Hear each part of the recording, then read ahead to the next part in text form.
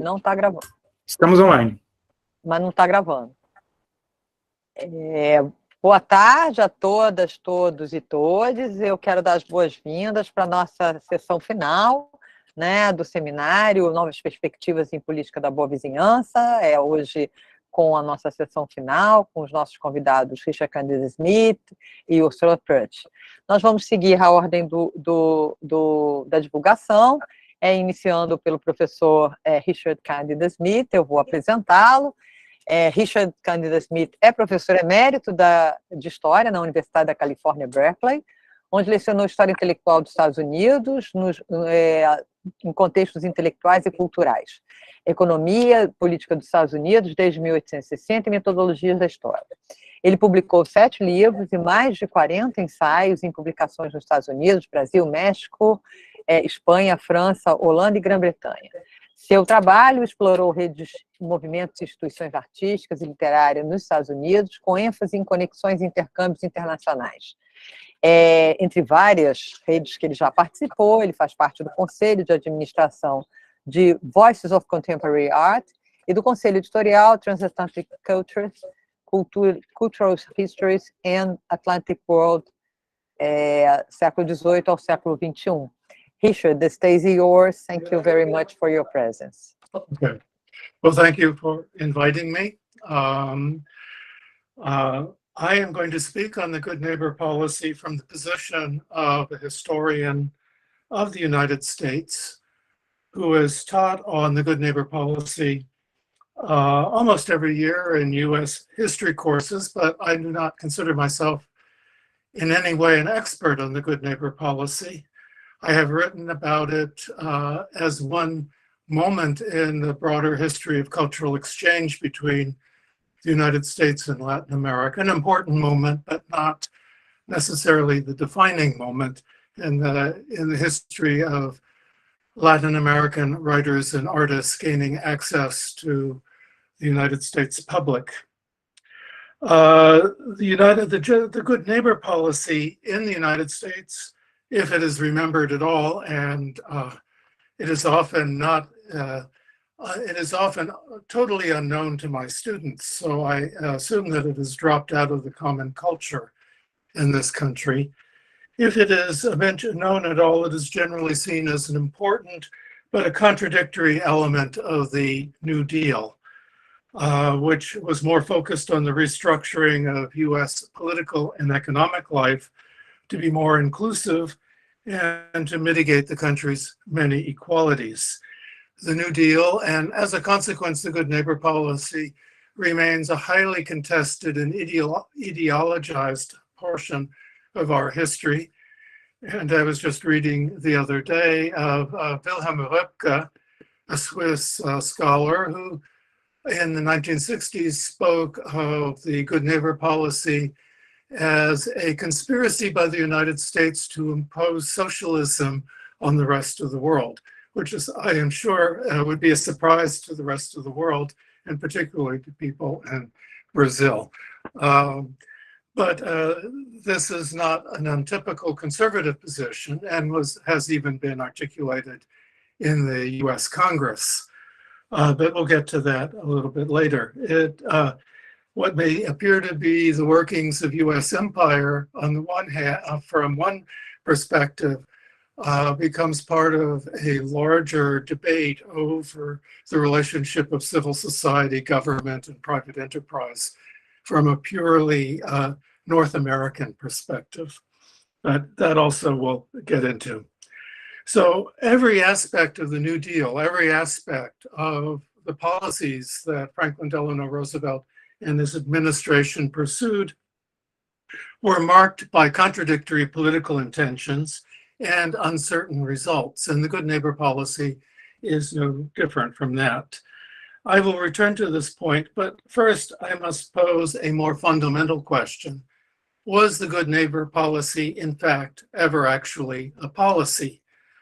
To me, in English, policy is a word that implies a stated and rational presentation of objectives and a system of evaluation for determining how close you are are getting to achieving those evaluations. It takes the irrationality of private interest and puts it into forms that appear to be rational. Whereas politics remains the zone of the chaos of competing egos and interests. Now, I note that because I think the words politics and policy in Portuguese is the same, a política. But for English ears, this is the two words are actually strongly contrasting, not at all the same thing. But in the United States in 1939, 1940, 1941, when the US government was focused on building a hemispheric coalition against Germany, the good neighbor policy struck many commentators and critics as mostly a branding strategy borrowed from the world of advertising. It was a slogan and applied to a mixture of contradictory efforts. And its purpose was to convince one and all that it really didn't matter what specific US policies actually were. They, with the fall of France, particularly, incorporation into the US sphere of influence was inherently and obviously beneficial. And US domination would come with more attractive terms and provisions than anything the Reich would offer. And many in Latin America who had opposed Yankee domination. In my book, I speak of Manuel Seoane from Peru and Maria Rosa Oliveira from Argentina, or Candida Portinari from Brazil, accepted this argument. They agreed, and they threw themselves into the international anti-fascist effort that the United States was leading, at least within the Western Hemisphere. Others, like José Vasconcelos from Mexico, thought the weight of the past was too heavy. And Vasconcelos indeed wanted Germany to prevail in the war, a position that ultimately hurt him significantly within Mexico. As for within the United States, the good neighbor policy to me indicates has a deeper history that really goes back to the US Civil War and extends from roughly the 1860s to the 1940s. And this is the period in which the phrase good neighbor is used frequently throughout this period to describe inter-American relationships. It's only at the very end of this phase that it becomes it's labeled as a policy and put in all capitalizations, which might tell us that this is the last moment, what we say in English, the last hurrah of a particular project that was about to transform as a result of the transformations that the Second World War would bring. In 1933, when the new administration of Franklin Roosevelt announced the good neighbor policy as a major shift in inter-American relations, Anna, could you change the slide? When he announced the good neighbor policy as a major shift in inter-American relations, former President Herbert Hoover protested that in 1928, when his very first act after having been elected as president was to do a goodwill tour of the capitals of Latin America, to personally meet the presidents and the leaders of those other countries, he pledged that the United States was going to live as a good neighbor with its other American nations. Next slide, please. That as in an effort to show that the United States was going to be a good neighbor, he announced in 1930 4 major initiatives. This was a major speech that was publicized. And one, to repudiate the Roosevelt corollary to the Monroe Doctrine, in which the President Theodore Roosevelt claimed the U.S. had a unilateral right to intervene in the affairs of any American nation which had fallen into fiscal or administrative disorder. Hoover's attorneys ruled that this was in contravention of U.S. law and therefore was, for once and all, inoperative. Secondly, Hoover directed U.S. diplomatic personnel to stop working closely with U.S. businesses in the pursuit of their business. This was effectively a repudiation of dollar diplomacy. Third, he pledged to renegotiate the U.S. treaty with Cuba to eliminate the Platt Amendment, which gave the United States, again, a unilateral right to intervene in Cuban political affairs. And finally, he pledged to end the U.S. occupations of Nicaragua, Haiti, and the Dominican Republic, all of which were beginning their third decade, as soon as the civilian political parties could elect a government. Because of the Depression, he perhaps did not pursue these goals as much as he might have. Go on to the next slide, please.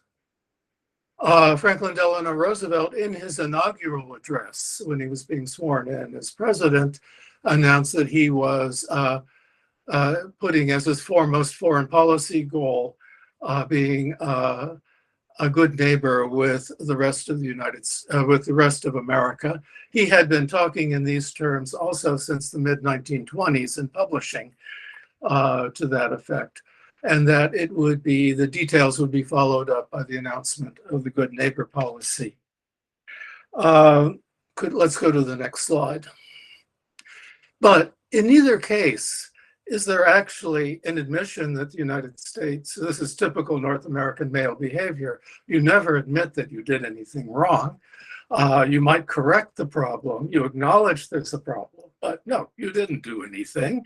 I would look at the good neighbor policy primarily as a promise that we're going to be a good neighbor. Which is a strange promise, of course, because that should be taken for granted that you're going to be a good neighbor. So in that sense, it already is simply propaganda or advertising slogan. Let's go to the next slide. But really, the problem was much bigger than intervention, which I think, well, was an annoyance. For most leaders of Latin America, the problem was not the intervention per se, it was the unilateral nature of the intervention. That many leaders were perfectly prepared to accept that the Pan American Union had a civilizing mission, but that it was to be a joint civilizing mission. But the bigger problem had to do with the destabilizing effects of trade and investment that had accompanied greater engagement between the United States and Latin America. At the beginning of the Pan American phase in the 1890s, only Brazil and Mexico had close trade relations with the United States. Also Cuba and Puerto Rico, but they were still colonies of Spain. Also Panama, but Panama was still a department of the Republic of Colombia. With the other American nations had very minimal connection with the United States. Perhaps they wanted more investment, perhaps they wanted to sell more products, but in general, there was not much trade between any of the American countries. The trade with the United States was increasingly become the exception to this lack of trade, inter-American economic relations. But in 1930, and I think this finally defined Herbert Hoover's good neighbor agenda for most Latin American leaders, was the passage of a Tariff Act in response to the Great Depression, which essentially cut off access to all Latin American countries to the US market at a time when the European markets are doing the same thing. So Pan-Americanism seemed to offer no protection whatsoever from the economic disasters that occur in the normal world. One of the first things that Franklin Roosevelt did when he became president was to find every exemption that he could possibly exercise to reopen American markets to Latin American countries, US markets to Latin American countries, which was then finally formalized in the Reciprocal Tariff Act, which obligated a lowering of tariffs if there was some sort of reciprocal economic action. The end result of this was a significant increase in every country of US trade and US investment, particularly as Europe remained mostly closed off until the German government in 1934 started reopening. Let's go to the next slide. So the good neighbor policy, in effect, in and of itself, did little to deal with the economic issues, except maybe under Roosevelt promised more integration. So it, as a promise, as a pledge, it was a promise not to intervene. And so there were two primary tests of this, which I'm sure most of you know. One was the Cuban Revolution of 1933, in which the dictatorship of Machado, Gerardo Machado, was overthrown. And the nationalization of the petroleum industry in Mexico in 1938 by President Ernesto Cardenas.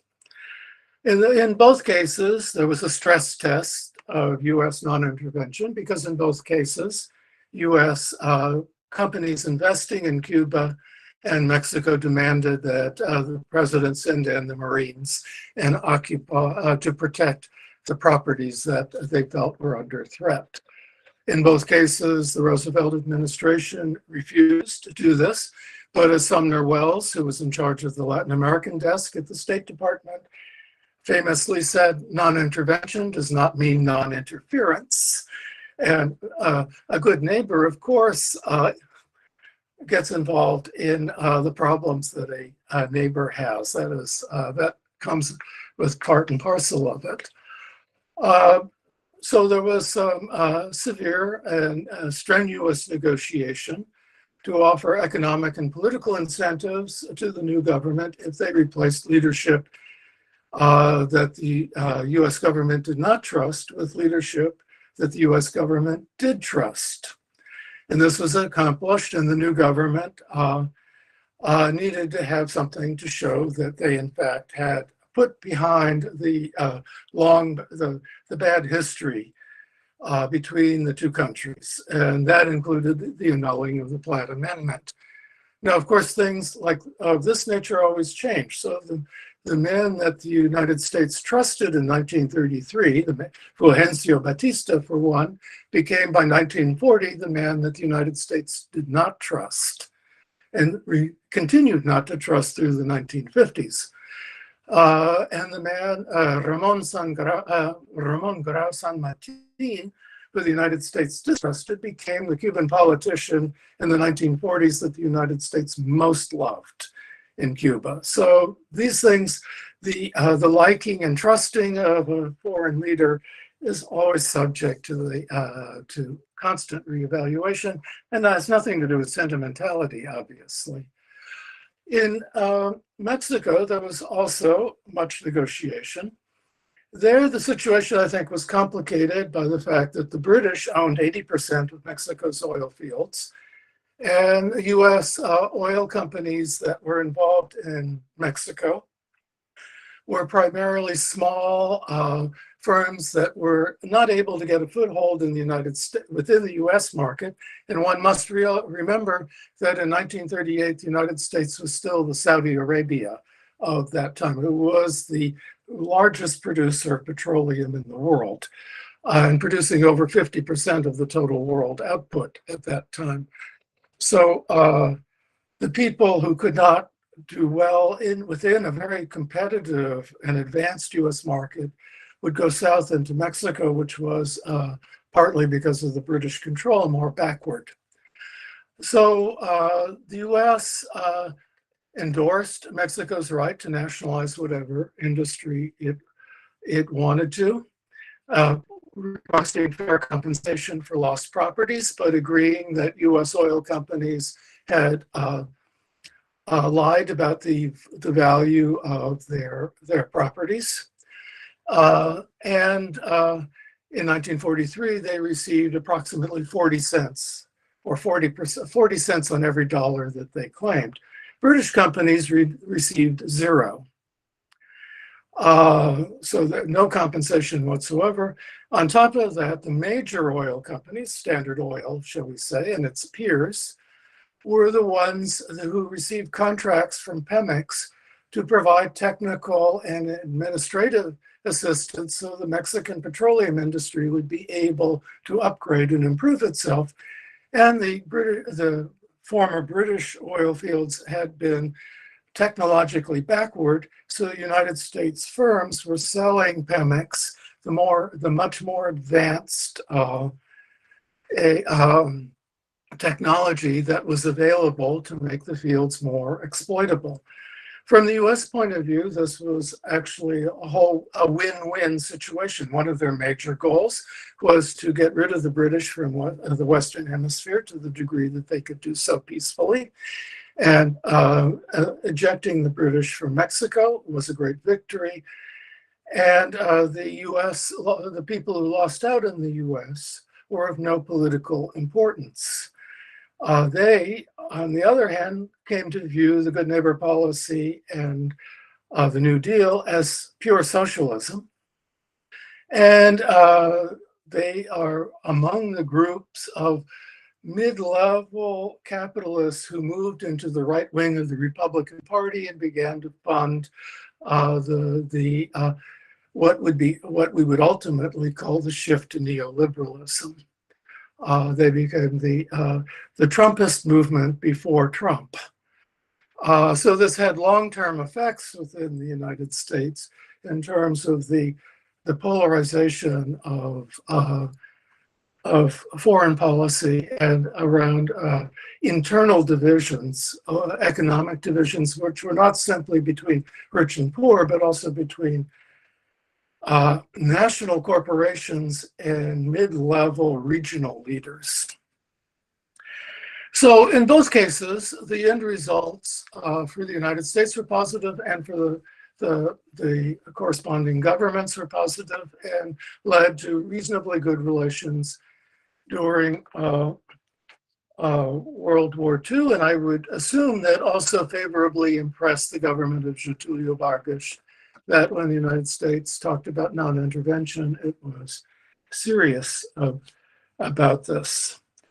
From the perspective of US policymakers, by the end of the 1920s, it was clear that both dollar diplomacy and military occupation of countries that had fallen into chaos was costly and ineffective by every possible measure. They were deeply unpopular. These were policies that were deeply unpopular within the United States, and as well as across Latin America. There was no incentive to maintain these policies. So any sensible statesman would agree this is something that needs to be changed. And that you would, but you would not, and what you, in effect, you would think you were doing is returning to the classic principles of Pan-Americanism, the principles that were established at the beginning of the 20th century, primarily by Secretary of State Elihu Root, who made the Pan-American Union the central pivot around which all US global policy revolved. Let's go to the next slide. So I think the Good Neighbor policy, I don't want to conflate with its strategic goals, because those strategic goals, while they had particularities that are due to the situation of the 1930s, to strike me as being entirely consistent with strategic goals that were articulated and published in the first decade of the 20th century, and actually go back to the 1860s, which we'll get to again, which is to integrate the countries of the Western Hemisphere into a US-defined economic zone, to limit and eject European competitors from American markets, not necessarily universally, but opportunistically, and particularly German and British interests. German because Nazis were enemies, and British because the British were the hegemon of the world, the decaying hegemon of the world, and as they were weakening, it would be in the U.S. interest to weaken them further. After 1937, as it became clear to the Roosevelt administration that there was going to be another world war, the policy, good neighbor policy, refocuses on developing a hemispheric security system to unite the Western Hemisphere under U.S. leadership to create a united front against primarily German incursion. This was not as easy as they thought it would be. But then with the fall of France in June 1940, this goal became urgent, and it was going at the same time with the militarization of the U.S. society. I'm not going to say remilitarization, because the United States in the 1930s had the smallest standing military force of any industrial country, and its first response to aggression in Europe was to cut the military budget further. So it was in a pacifist phase and had a very weak army, and which it was then rebuilding while it was developing a hemispheric military alliance. The fallback position was a zone of influence where U.S. dominance was undisputed, and the Germans would not think of attacking. The goal, however, the strategic long-term goal, was to prepare the foundations for a new international system consistent with U.S. Republican institutions. And this is where let's go to the next slide.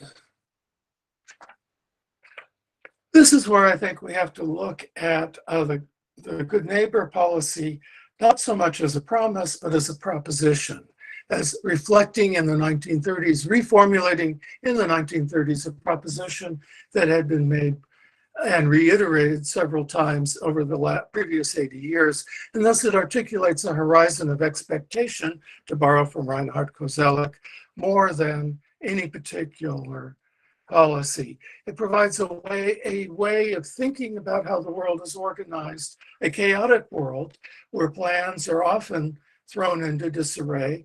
So what's more important is how the big pieces fit together. So let's move to the next slide. And within that was the idea of a unity, that the unity of the American nations, all of which were important in the 19th century and the early 20th century for European prosperity, gave them the possibility, if they acted together, to force the European powers to change their behavior. That so as Pan-Americanism starts out as a security issue, to which an economic package is attached. Let's go to the next slide. So this cooperation would be the exercise of good neighbors. Now we know that the term good neighbor is used in the United States to talk about inter-American affairs going back to the 1810s. Joel Poinsett, who was the first U.S. diplomatic representative served in Argentina, Chile, and Mexico, continuously used the term good neighbor as the goal of U.S. policy. Henry Clay talked about good neighbor as the basis of good neighbor, the American republics living as good neighbors with each other. And in the invitation of 1881 to the nations of the Western Hemisphere to meet in Washington to discuss joint action against aggression, this was partly in response to the War of the Pacific, but also in response to gunboat diplomacy of European nations seizing customs ports in various parts of Latin America, that the states of the American continent rejected war, and they wanted to settle their disagreements as good neighbors. And Elihu Root, of course, was the one who first really uses it in in a major way. But what's interesting is when Elihu Root talks about this term good neighbors, he's primarily talking about it in terms of the internal governance of the United States. That the United States is a country in which people with disparate and often competing and antagonistic interests come that are going to learn, because of the structures that are provided for them, they're going to learn how to be good neighbors with each other. Hence, the very idea of US constitutionalism is that it's a civilizing mission, and that the Pan-American Union is a civilizing mission, not just for the other peoples, also civilizing mission to the people of the United States. And for this, Elihu Root was very explicit. The people of the United States did not know how to live with people in other countries. They did not know anything about the world. They could not responsibly maintain the democratic, they could not responsibly make their government accountable for its foreign policy interests because they excluded themselves. So one of the goals of Pan-Americanism is to train US citizens how to become citizens of the world by first teaching them how to be citizens of the hemisphere. So let's go on to the next slide. So now we have to go back into what is a deeper history, because there's a historical conjuncture at play here. A conjuncture that begins in the 1860s when US elites become aware of the connections between the country's internal threats expressed during the US Civil War and its external threats, that is the French invasion and occupation of Mexico from 1862 to 1865.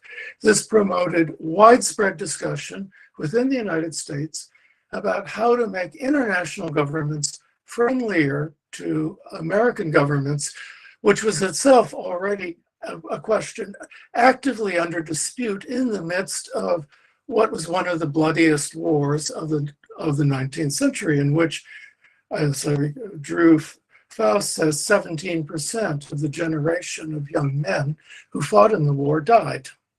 So it had profound impacts. The French invasion and occupation of Mexico was the first step of a strategy that Napoleon III conceived to have French troops invade the United States and fight alongside the Confederate forces.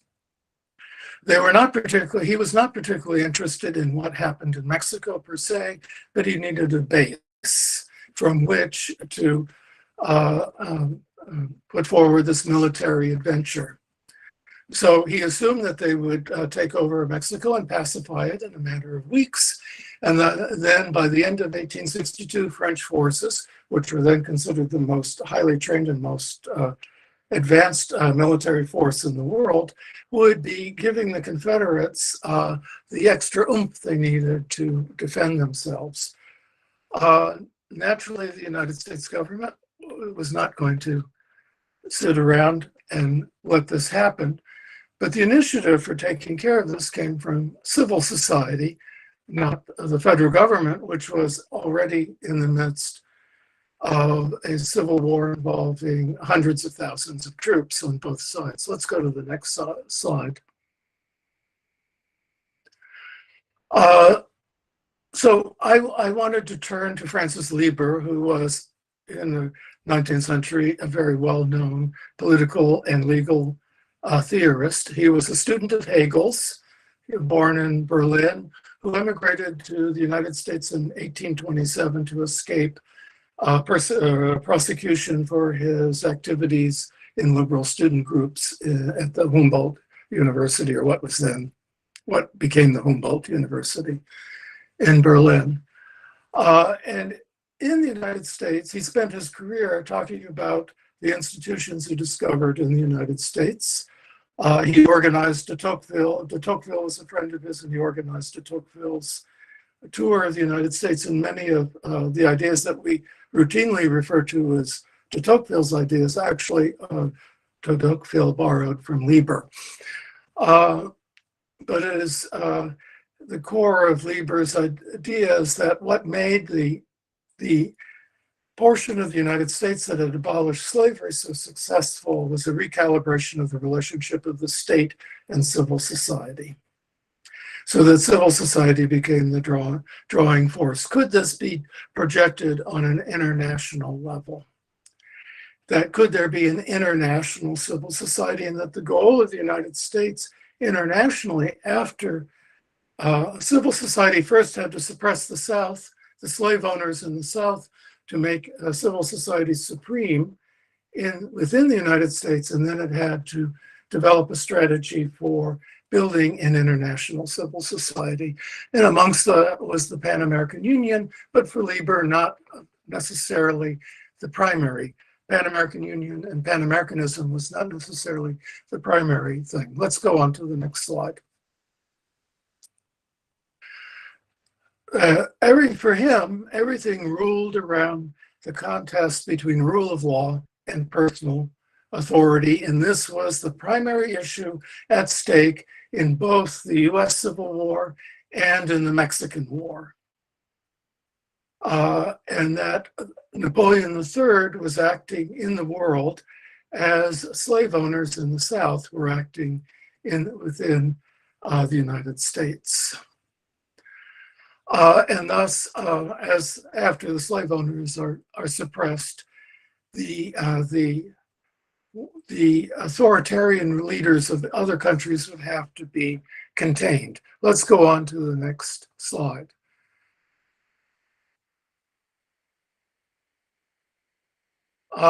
So the strategy for this, Liber laid out actually abundantly clearly. It's a positive feature of 19th century liberals, is that they're extremely straightforward and clear about what they want to do. And Liber was engaged in several of these initiatives. First was to incorporate all aspects of international relationships into the rule of law, starting with warfare, because if you can incorporate warfare into the rule of law, everything else will follow, warfare being the most difficult. And the Union Army commissioned Liber to draft the first codified legal code governing warfare, called General Order Number 100, which was published in 1863 simultaneously with the Emancipation Proclamation. So they were understood to be two phases of the same struggle. And this generated, the General Order Number 100 generated international excitement, and it became the basis for the first Geneva Convention, which was of 1864. So you can see how quickly these transformations took place. The second was to establish an international court of justice.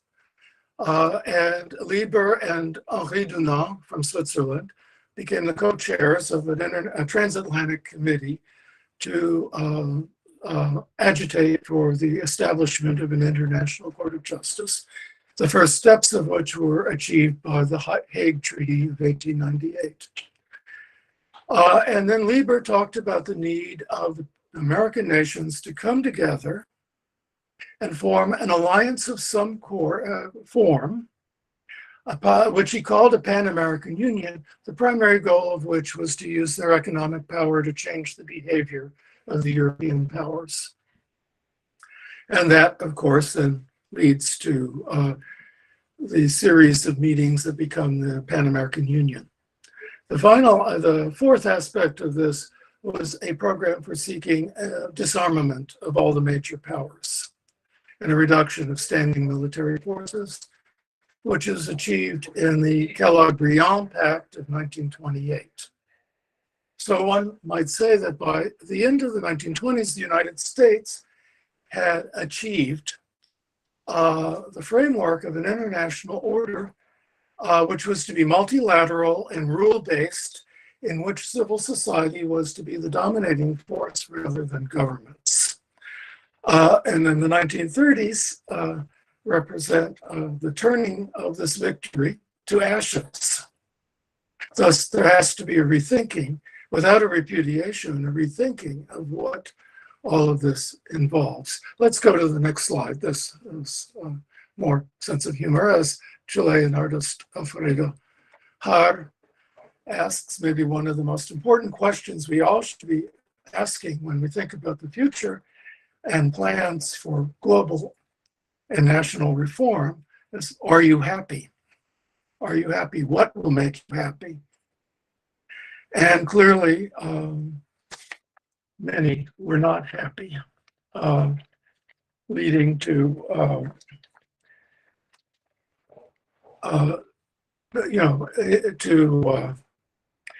the dilemmas of the post-World War II and post-World War II period.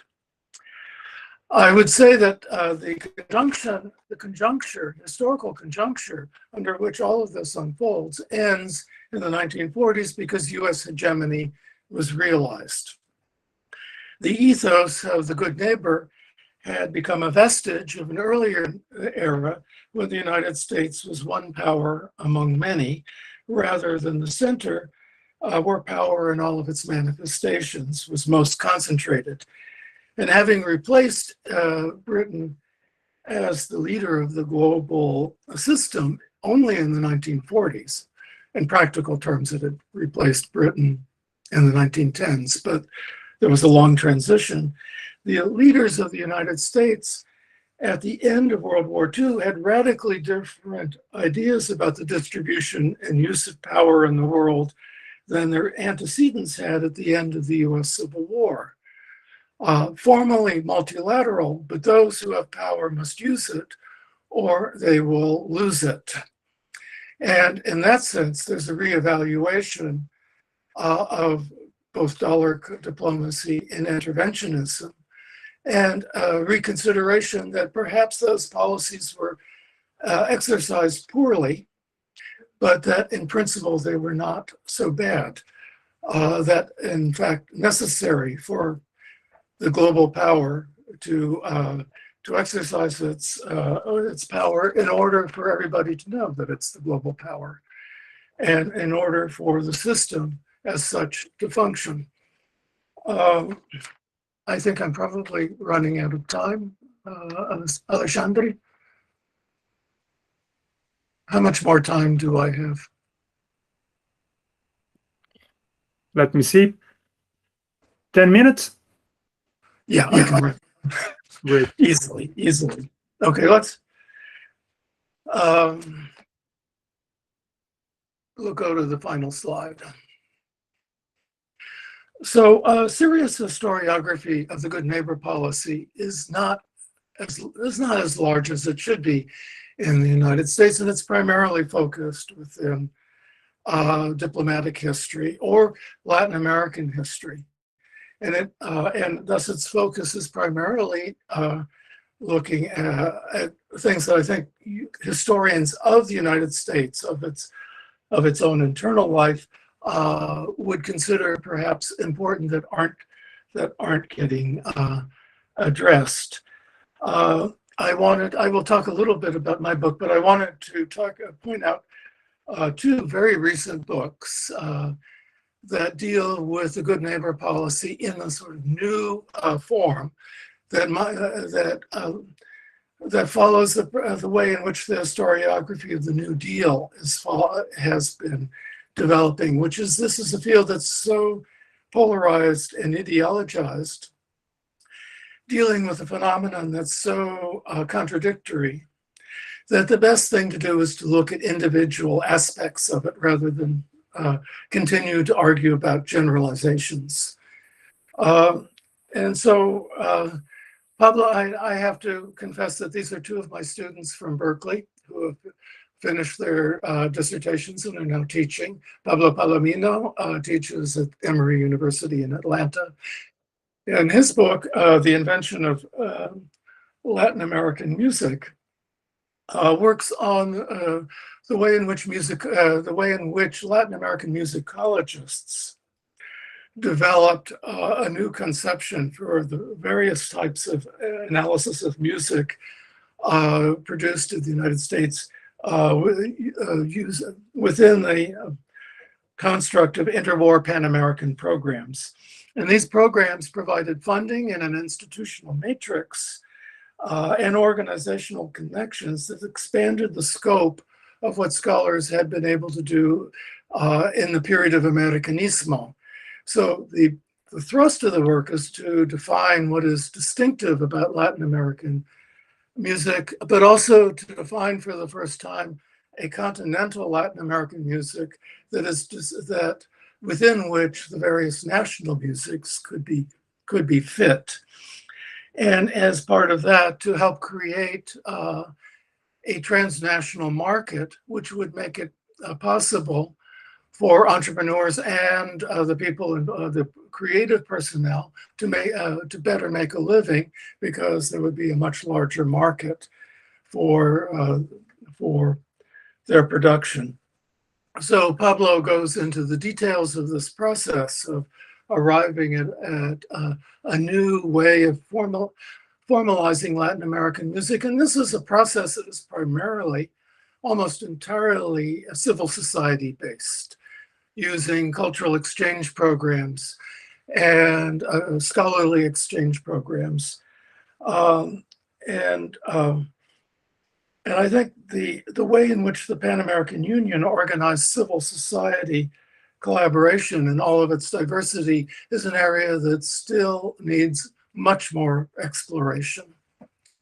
And now Rebecca Herman's book, she's currently a professor at my institution, the University of California, Berkeley, is from a very different perspective. She looks at the Pan Am program to build airfields, we heard about them yesterday, across the 20 Latin American states of the Pan American Union, which would then become military bases when the Western Hemisphere entered into the war. She looks at these programs in Cuba, Panama, and Brazil. And she looks at them primarily from the perspective, this is very government to government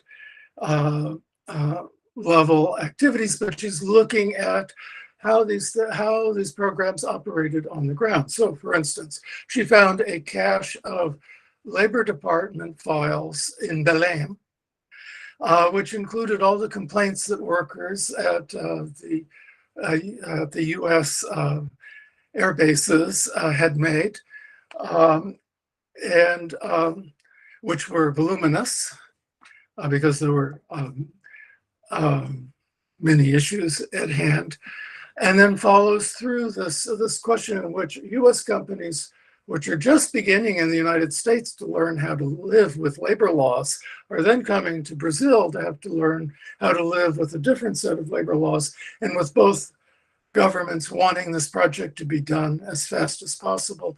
So she tracks how the US government comes down on the contractors that have been hired to build these bases and penalizes them. You are not to have any more labor complaints. At the same time, the Brazilian government, the Labor Department ministry in Rio de Janeiro, goes to Belém and says, what are you paying attention to these complaints about? It's in our national interest to have these fields done quickly. Forget it, ignore it.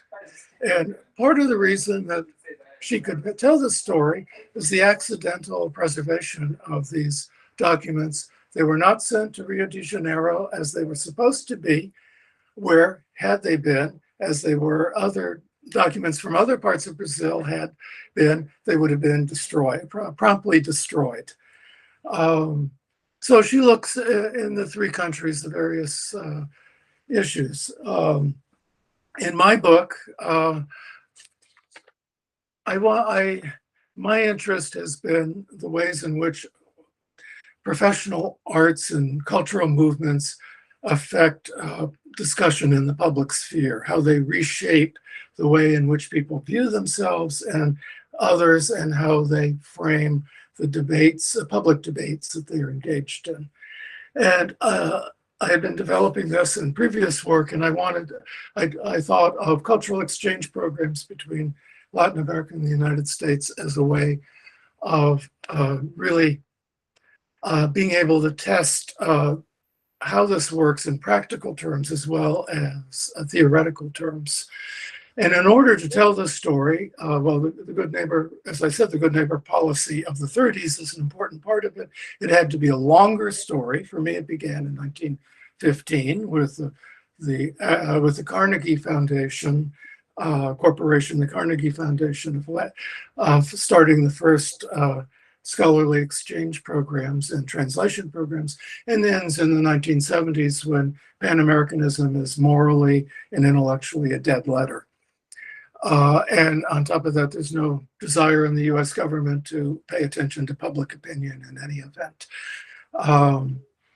And it also meant, I think, looking more at non-government actors than government actors. That is, publisher-to-publisher relationships, writer-to-writer relationships, museum-to-museum relationships, curator-to-curator, critic-to-critic. These were all more important than what the functionaries in the various government agencies were doing. Now, finding these sources to tell that story is much more difficult. But I think it is this particularly, for me, looking at the civil society, the citizen-to-citizen relations that are at play in international affairs and in international, inter-American affairs in particular, which are really the key to expanding this field. And if we take the idea of good neighbors seriously, countries can't be good neighbors, but two university professors can be good neighbors, two museum curators can be good neighbors, two publishers can be good neighbors. They can also be bad neighbors and enemies, but that's the nature of life. You don't, if you have good neighbors, you're going to be worried about who's the bad neighbors and what to do with them. That is also part of the story. So I'll leave it with that.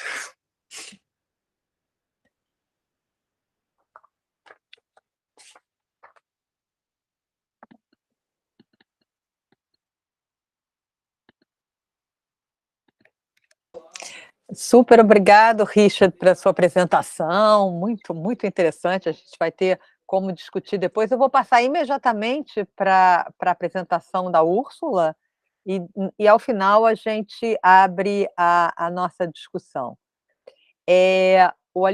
A Ursula está dizendo que a câmera dela não funciona, então eu acho que eu vou começar a apresentá-la e você passa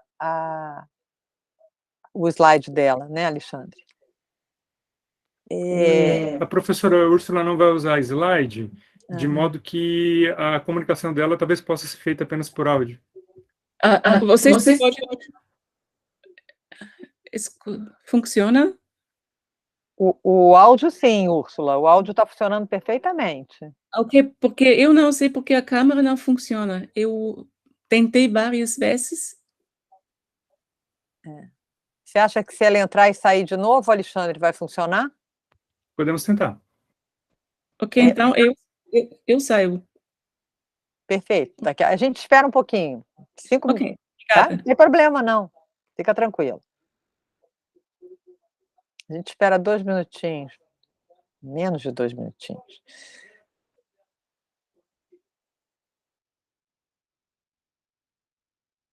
Agora sim.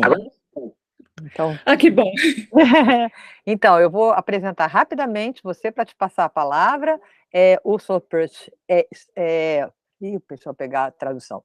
Estudou na Universidade de Graz e na Universidade de Viena. Ela é autora de monografias como Eva Peron, Vida e Morte de uma Lenda, Brasil, uma História Cultural, junto com Henrique Rodrigues Moura. Ditaduras ibéricas, Portugal sobre Salazar, Espanha sobre Franco, Criando Bons Vizinhos, a Política Cultural e Econômica dos Estados Unidos na América Latina, 1940-1946. Ela coeditou livros sobre o Brasil, filmes na América Latina, imigração, monarquia de Habsburgo, para as Américas e relações interamericanas. Atualmente está trabalhando em um livro sobre o populismo nos Estados Unidos e na América Latina no final do século XIX ao início do século XXI. Em suas pesquisas, ela está geralmente interessada nas relações entre Estado e sociedade civil, poder e resistência, a influência das ideologias europeias como o fascismo nas Américas e biografias de personalidades contraditórias como Eva Peron na Argentina.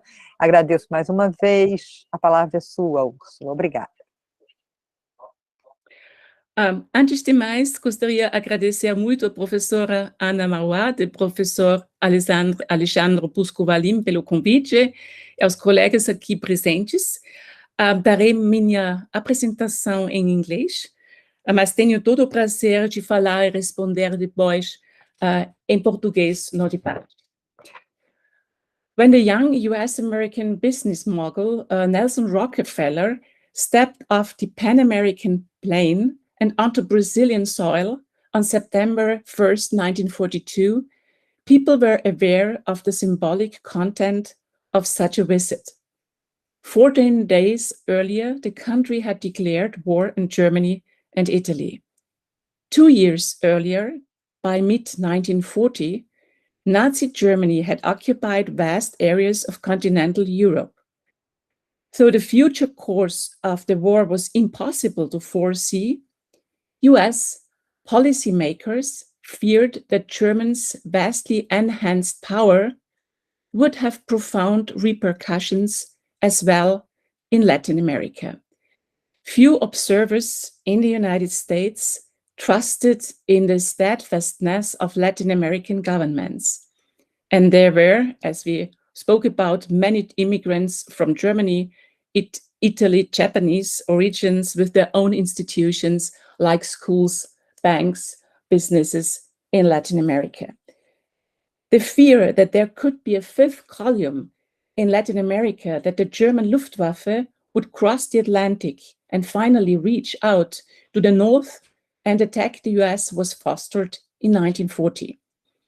In order to make a German dream a German nightmare, US-American President Franklin D. Roosevelt asked the oil tycoon Nelson Rockefeller to establish the Office of Inter-American Affairs, or OIAA, in 1940, that had basically 5 functions.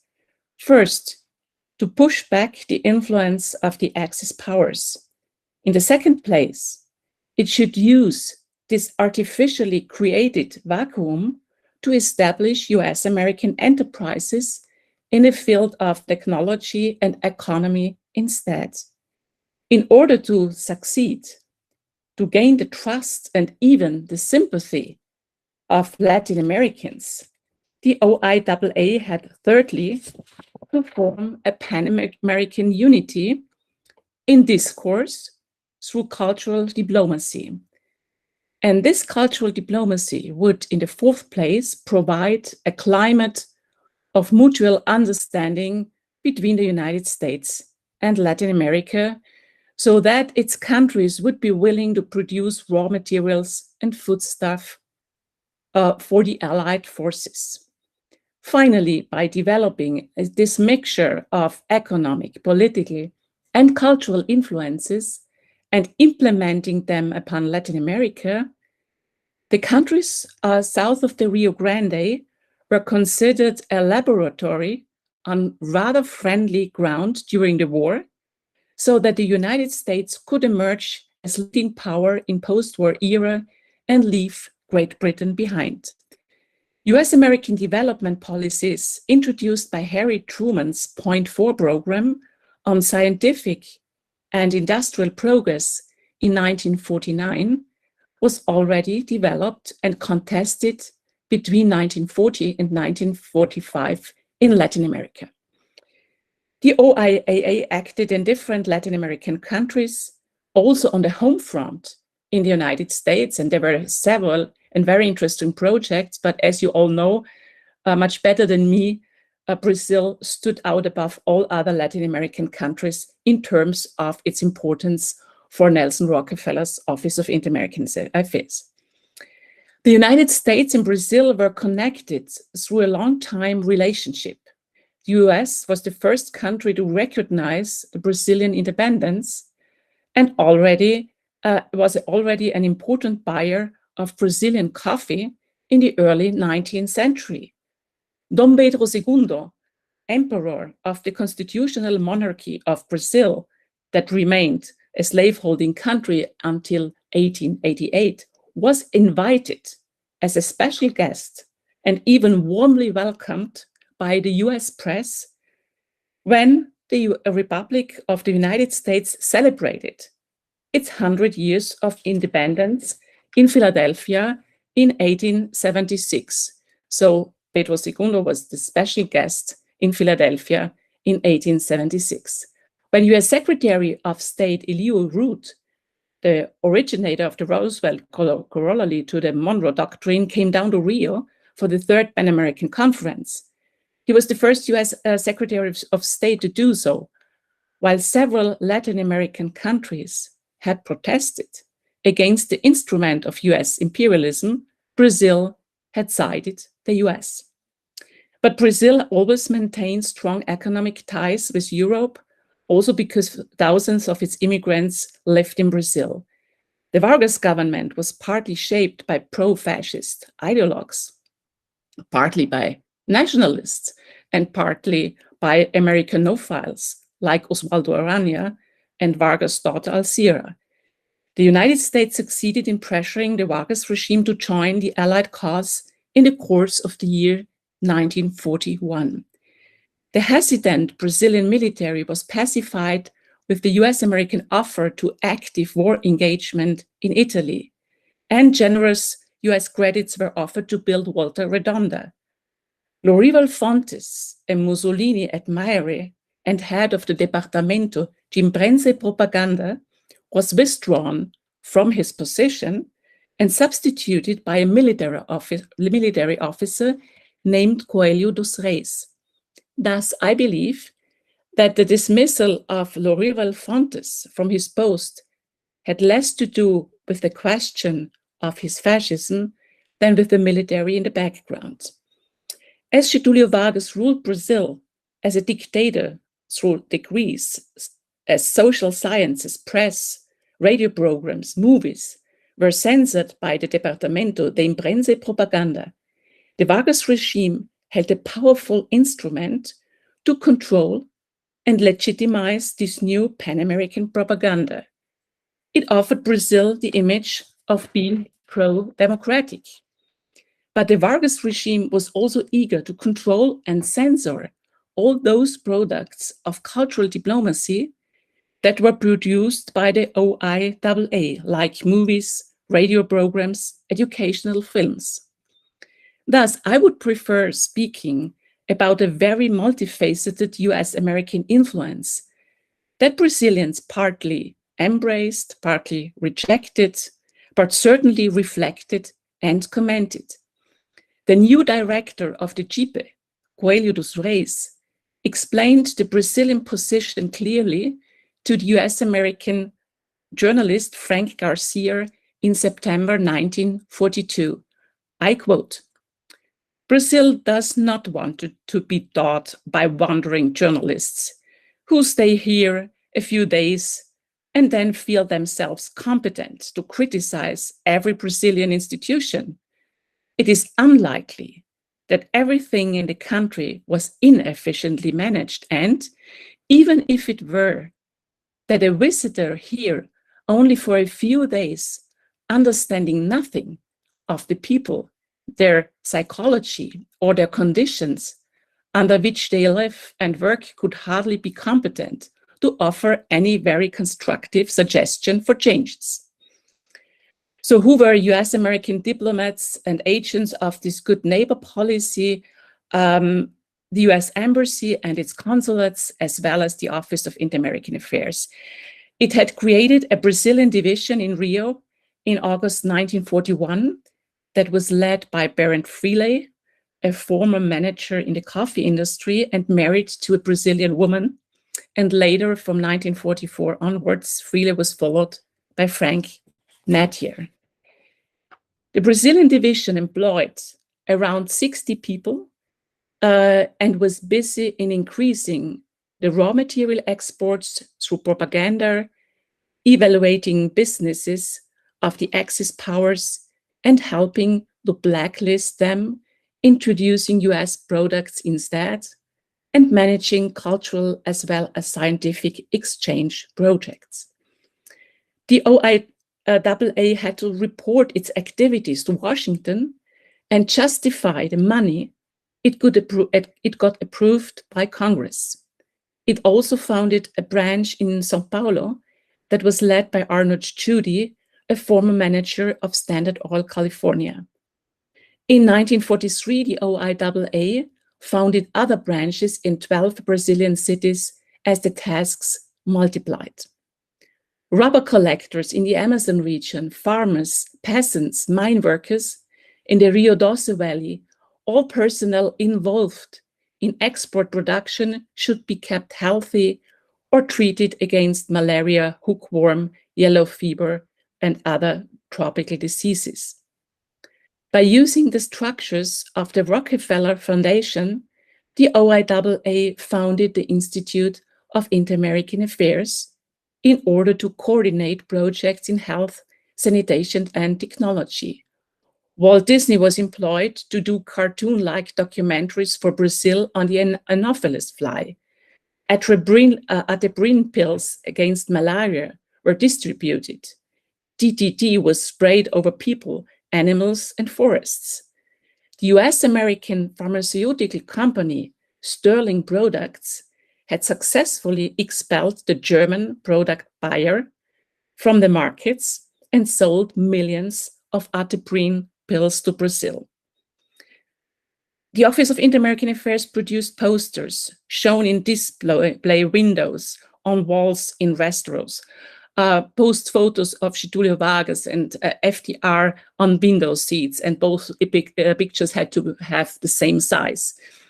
In order to recruit rubber collectors, rather called rubber soldiers, the Office of Inter-American Affairs produced leaflets that explained in cartoon form that unemployed Brazilians from the Northeast, from the dry Northeast, should become rubber collectors. So in these stories, these leaflets tell the story of poor Brazilians who want to marry their fiancés. And so when they become rubber collectors, then this would be possible. In 1944, Walt Disney produced the documentary in Technicolor, The Amazon Awakens, for the Office of Inter-American Affairs. It showed that with the help of the Prince United States, the Sleeping Beauty Amazon will be awakened, even though Brazilian research centers, such as the Museu Paraense Emílio Goldi, knew about the ecological fragility of the Amazon soil. The OIAA worked in the field of agriculture. The US and Brazilian Secretaries of State and Agriculture signed a bilateral agreement to form the Comissão Brasileiro-Americana de Produção de Gêneros Alimentícios, CBA for short. The CBA established model farms and training centers for breeding high-yielding crops through hybrid seeds. 200,000 Brazilians were involved in CBA production nationwide to meet the high demand for food for the many US soldiers stationed in Brazilian coastal cities. The OIAA established a Victory Garden program that selected the most beautiful home and school gardens. John B. Griffin was the central figure in these food technology projects. He trained young Brazilians in Viçosa, Minas Gerais. Other sub-organizations of the OIAA, the Inter-American Educational Foundation, was involved in these agricultural training programs. The OIAA was even more active in the fields of movies. I already mentioned Walt Disney. While Disney introduced José Carioca as partner to Donald Duck, and subordinated any intercultural knowledge to the principle of fun facts, stereotype, and market compatibility, the left-wing artist Orson Welles plunged deeply into Brazilian Black culture and the existence of social inequalities.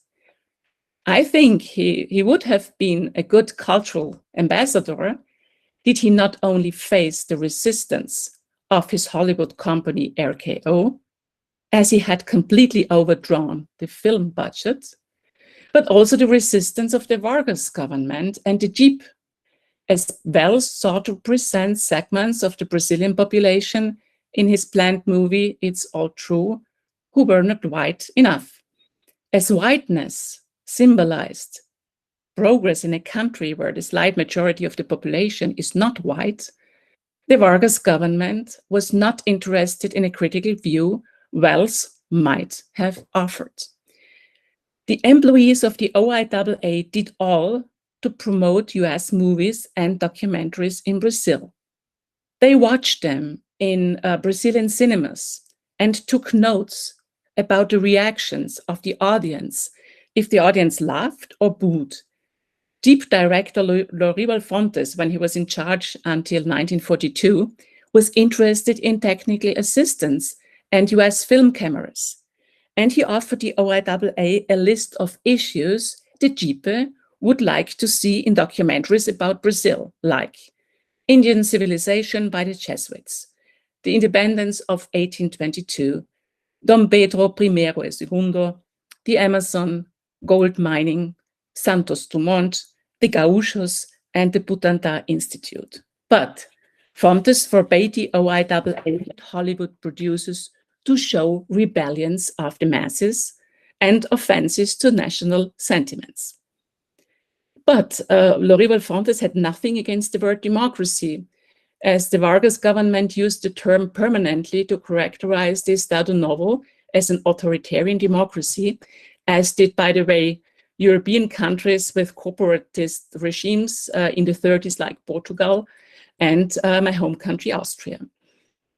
The JIPE had banned Charles Chaplin's movie, The Great Dictator, until 1941, but when the Vargas government could feel safe about the US support, Chaplin's oeuvre was shown in Brazilian cinemas. But Brazilian film scripts had few chances to be sold to the US. When I used the documents in Washington, I saw only one Brazilian film script that was realized in the US and released under the title O Brasileiro João de Sousa, and this movie was shown in the US and Mexico. Regarding radio projects, the OIAA had different experiences. The JIPE used radio as its most important propaganda tool and thus reserved the prime time for its state propaganda like Hora do Brasil, and censorship was alike. The OIAA had to accept that it had only 5 minutes every evening within the Hora do Brasil. Its news format, Calling Brazil, was only receivable through shortwave radio. The war partnership between a democracy and a dictatorship went even so far that the OIAA promoted and partly financed the exhibition Brazil Estados Unidos, which offered the Vargas regime a platform to celebrate the Estado Novo. What about the press? The OIAA built up the Brazilian news agency Interamericana de Publicidade, where articles by US press agencies and product ads about Wilson refrigerators, McCormick reapers, Goodyear tires were distributed to local newspapers all over Brazil. Media owned by members of the Axis powers had already been closed at the time. Rockefeller's agency produced the glossy magazine Engarda, and we heard a lot about that yesterday, and distributed 66,000 copies in southern Brazil alone. Engarda not only published photos about the Italian campaign, but also about the meeting between Getúlio Vargas and Franklin D. Roosevelt in Natal in early 1943.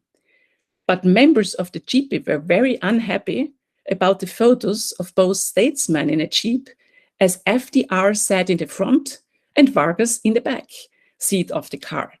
Conrad Ross, a JIPE employee, commented, I quote, "The Brazilians don't like to be compared with the second-ranking nations in Latin America because they want to be ranked right after the big nations on Earth." The OIAA helped to finance English courses and hoped to push away the dominance of French in intellectual circles. The New Yorker musicologist Carlton Sprague Smith, who traveled to Brazil at the coast of the OIAA, wrote to Nelson Rockefeller, I quote, "Thousands of students are now studying English, but we haven't begun to break into the doors of the Brazilian Academy or the hearts of the intellectual leaders.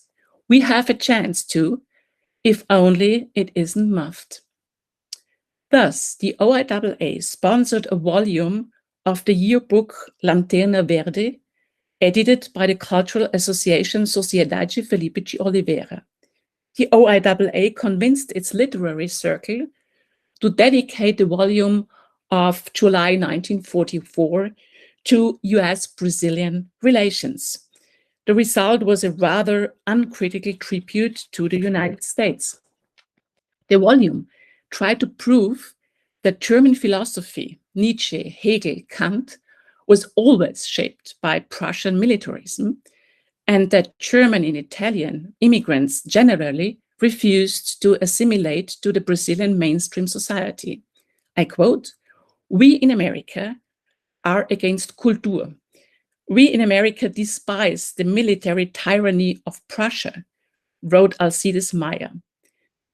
Another quote, "The destiny of America, as taught Rui Barbosa, is peace." And Álvaro Delfino wrote, I quote, "The Viennese waltz is gone.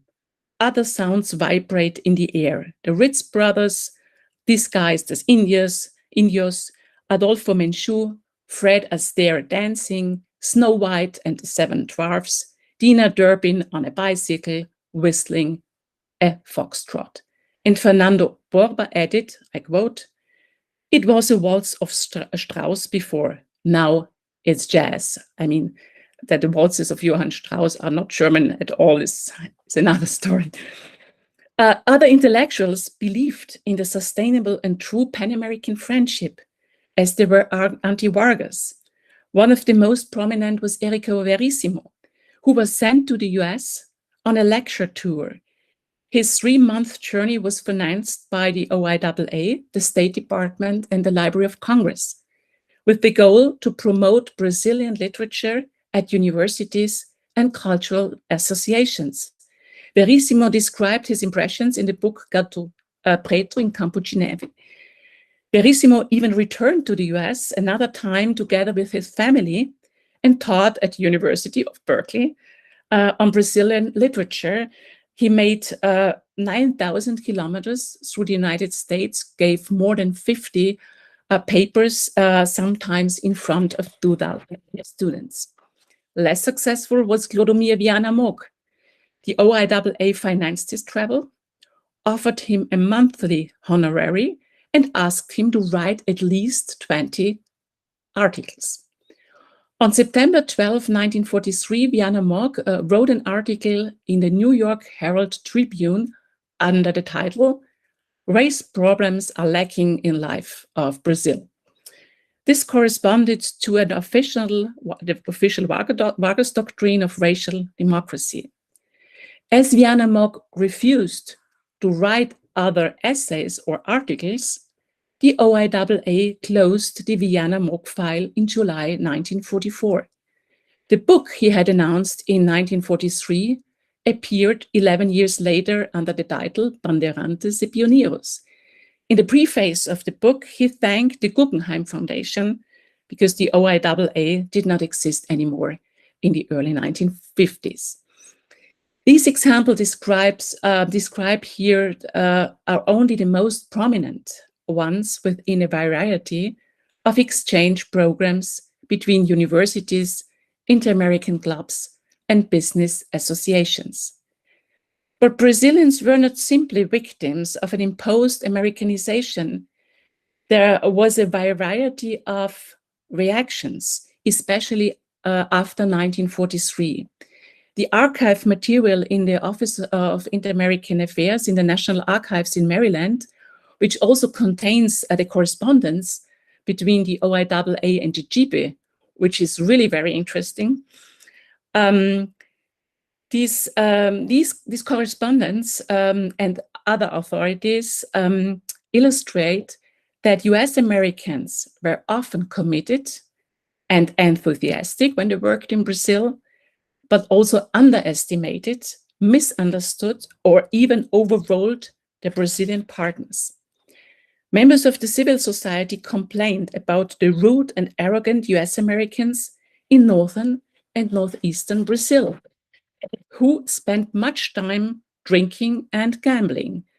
US Vice Consul Manes reported from Manaus, I quote, "Rent has soared since the Americans arrived, and many Brazilians cannot pay the high prices, so they blame the Americans." Lower class families began to suffer in 1944 as the exportation of war-relevant goods led to dramatic shortages of sugar, wire, gasoline, and other products. Media cooperation did not work out as the OIAA wanted. When George Millier, illustrious contributor to the Estado de São Paulo, was invited to the United States and wrote an article critical of apartheid in the US for his newspaper, the OIAA refused to let him circulate it through its news agency Interamericana de Publicidade. The OIAA underestimated the analytical capacity of Brazilian readers.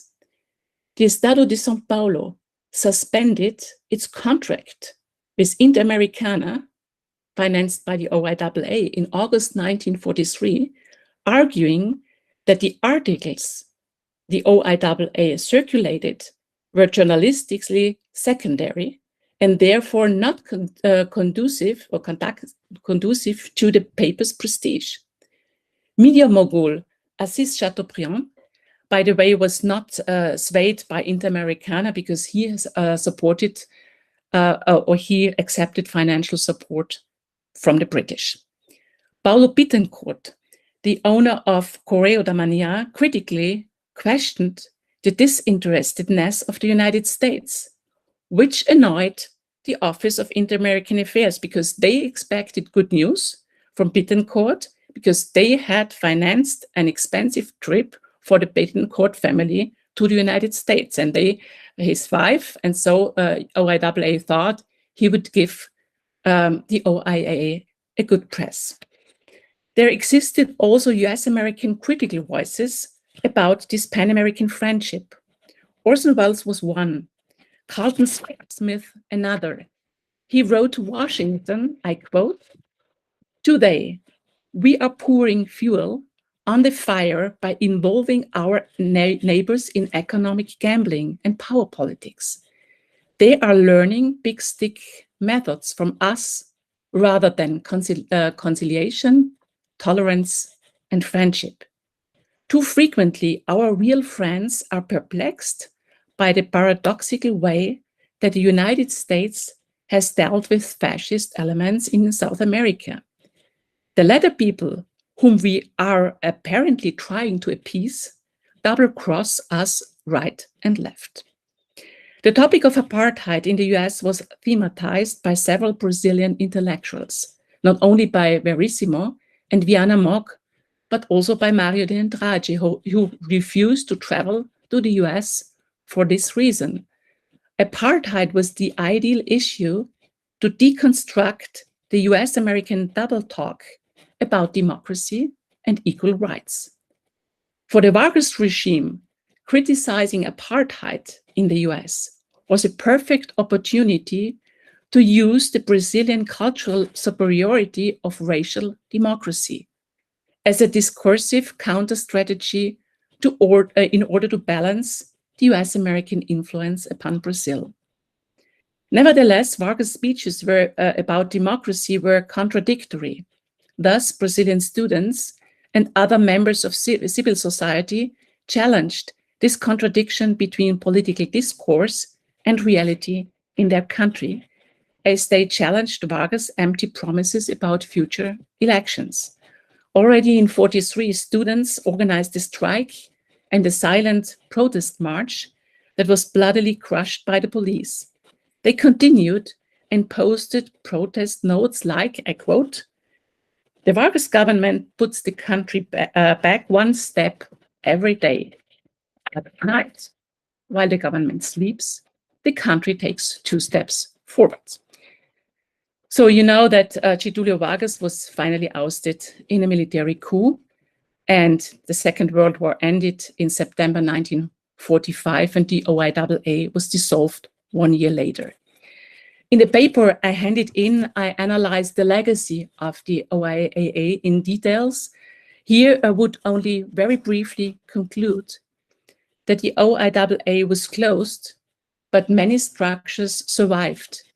In 1946, Nelson Rockefeller created 2 intertwined organizations, the American International Association for Economic Development and the International Basic Economy Corporation. These organizations carried forward globally the techniques and networks tested by the OIAA and its sub-organizations in Latin America. One of these organizations was officially non-profit and built itself as an altruistic supranational development aid organization dedicated in fighting disease, poverty, and illiteracy in those states that were underdeveloped by President Truman's definition. It was the former head of the OIAA in Brazil, Baron Freeley, who continued to work in Brazil, as did John Griffin in Viçosa with hybrid seeds and fertilizers and cash crops. And there's one memoir of one of the co-employees of the OIAA, Martha Dalrymple, and she told in her book, she said, now after 1945, the OIAA is freed from the control of the State Department, and now it can use the network the OIAA developed during the war in Latin America, especially in Brazil. For the inauguration of Vargas' presidency in January of 1951, none other than Nelson Rockefeller came down to Brazil, being member of the Joint Commission for Economic Development as part of Harry Truman's Point 4 program. However, Vargas' nationalization policy was a little too strict for the US representatives. They found the decision to nationalize the oil industry by creating Petrobras a little bit annoying. Rockefeller was not the only businessman, but also a patron of the arts. He and the Museum of Modern Arts played a key role in the construction of Brazil's most important sites for contemporary art. Rockefeller's donations were gestures of friendship to well-known partners such as Assis Chateaubriand and Francisco Matarazzo Sobrinho in a country with which Rockefeller had great affinities. Gifts of art to museums, non-profit organizations in the United States, were exempt from income tax. So Nelson Rockefeller donated $50,000 to the Museo de Arte Moderna in Rio and arranged for the Matarazzo family a series of paintings to the Museum of Modern Art in São Paulo. Nelson Rockefeller resigned as director of the IBEC in 1958 and devoted himself primarily to his new field of responsibility, that of the governor of New York. But the umbrella structure of the OIAA, formed and extended during World War II, was a central agent in experiments of so-called development policies that shaped US interests on the American continent in the Cold War. Muito obrigada.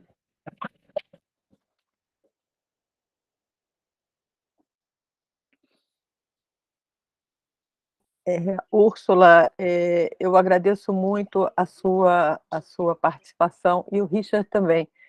Infelizmente, eu não vou poder continuar. Eu acabei de receber um telefonema e um amigo meu muito, muito próximo acabou de falecer. Eu tenho que ir ao encontro da família. vocês me desculpem, tá? Eu vou passar para o Alexandre, agradeço a todos a participação. Desculpa, eu não tenho mais condições de continuar, tá bom? Desculpa, tá bom? Muito obrigada. Força, Ana. Nosso carinho. Também. Os pêsames, Ana.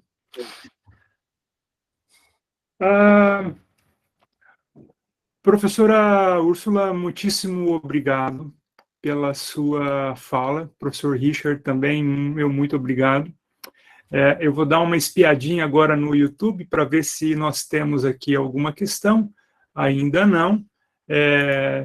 Deixo aqui em aberto, então, as questões. Já temos aqui o professor Alexandre Fortes. Eu gostaria de fazer uma consideração. O professor Richard fez uma fala que me parece assim, muito instigante. Ao final do texto que o professor Richard enviou, ele diz que perhaps policies are a form of wishful thinking, bridging values and worldviews that provide an illusion of coherence with a never-ending stream of tactical improvisations, addressing one unexpected immediate problem or another. Eu tenho a mesma impressão, professor Richard, com relação à Brazilian Division. Eu gostaria de ouvir também a professora Ursula nesse sentido, porque me parece que as atividades que a Brazilian Division desenvolveu aqui no país era uma tentativa sem fim de enxugar o gelo. Parece que sempre estavam correndo atrás de problemas e de questões para resolver, e sempre no improviso, né? Sempre com um improviso muito grande. O ponto é que muitos envolvidos nessa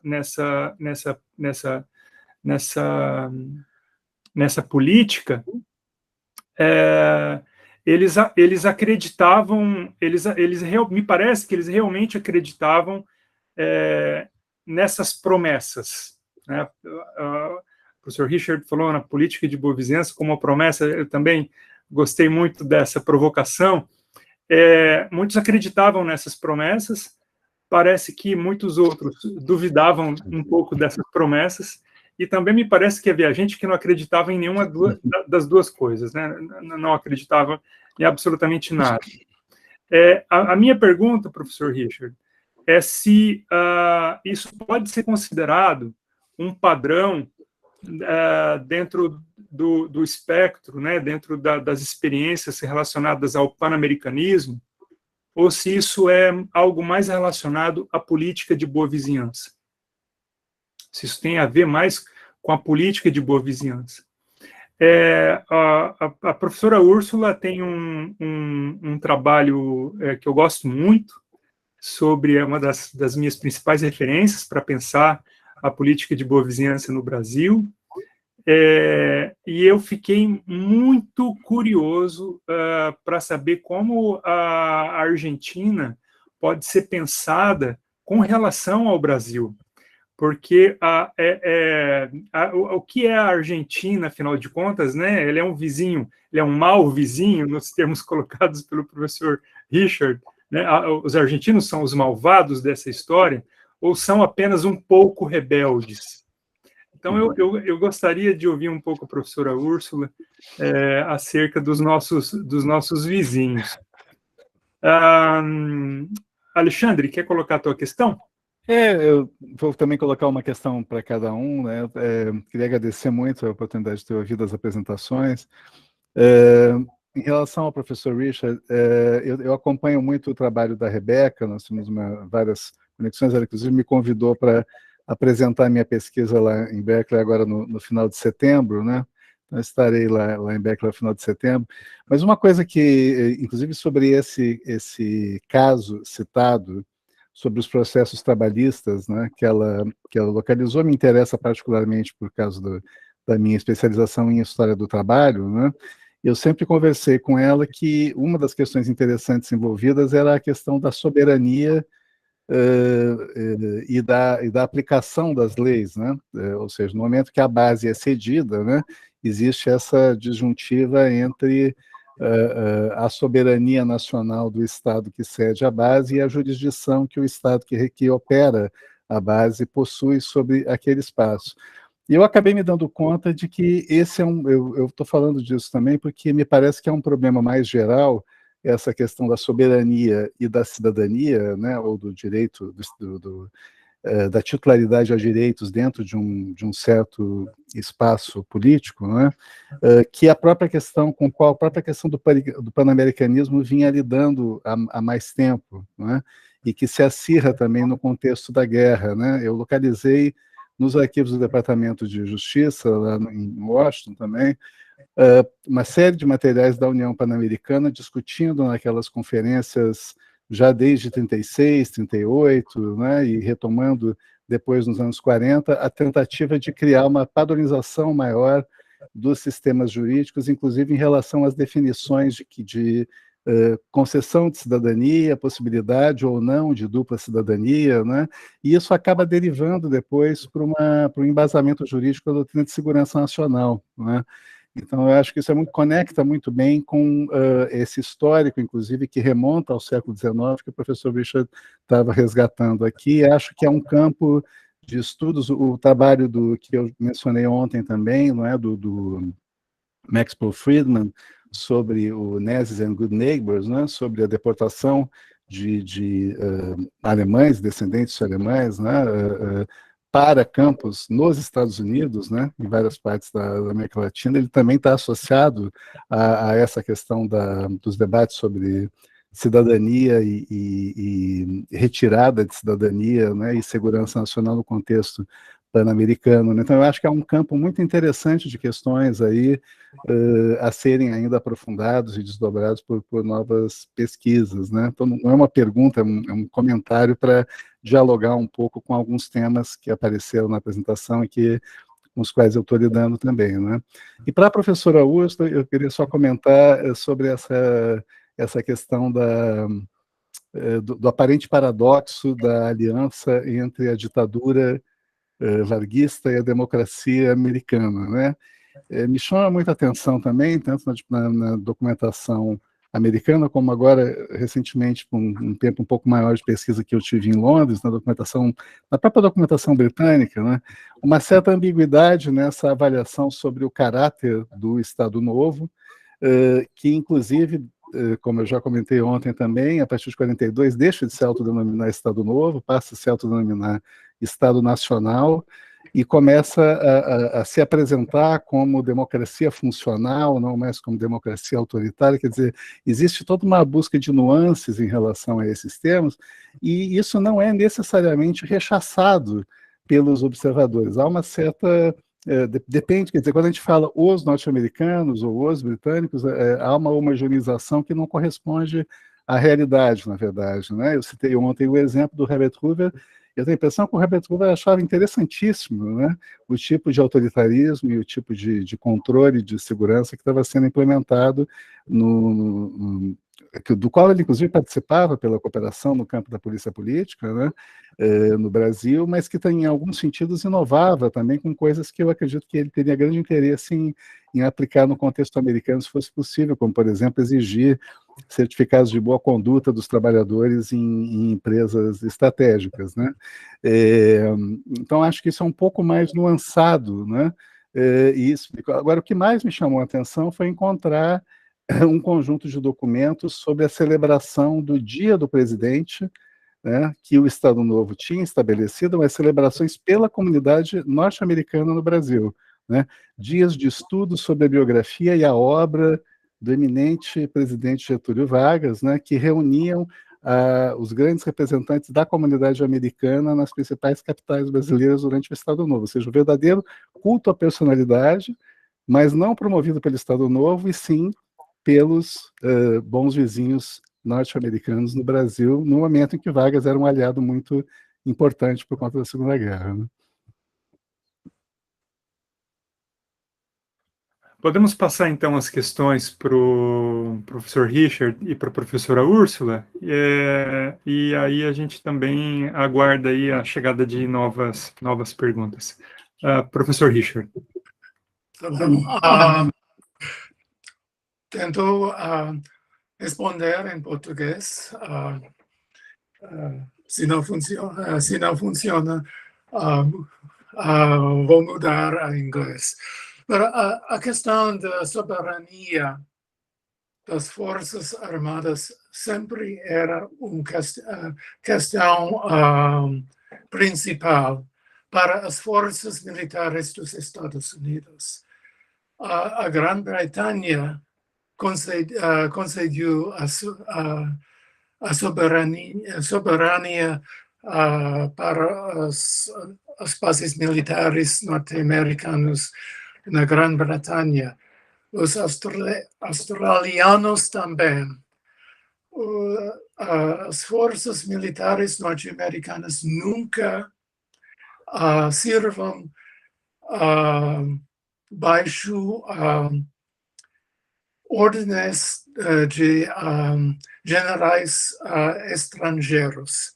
Nunca, na Primeira Guerra Mundial, as forças norte-americanas lutam a partes, coordenados, talvez, mas independentes das forças aliadas que a Marechal Foch guiou. E as forças militares estadunidenses nunca aceitaram a cidadania dupla. E no Congresso dos Estados Unidos também. É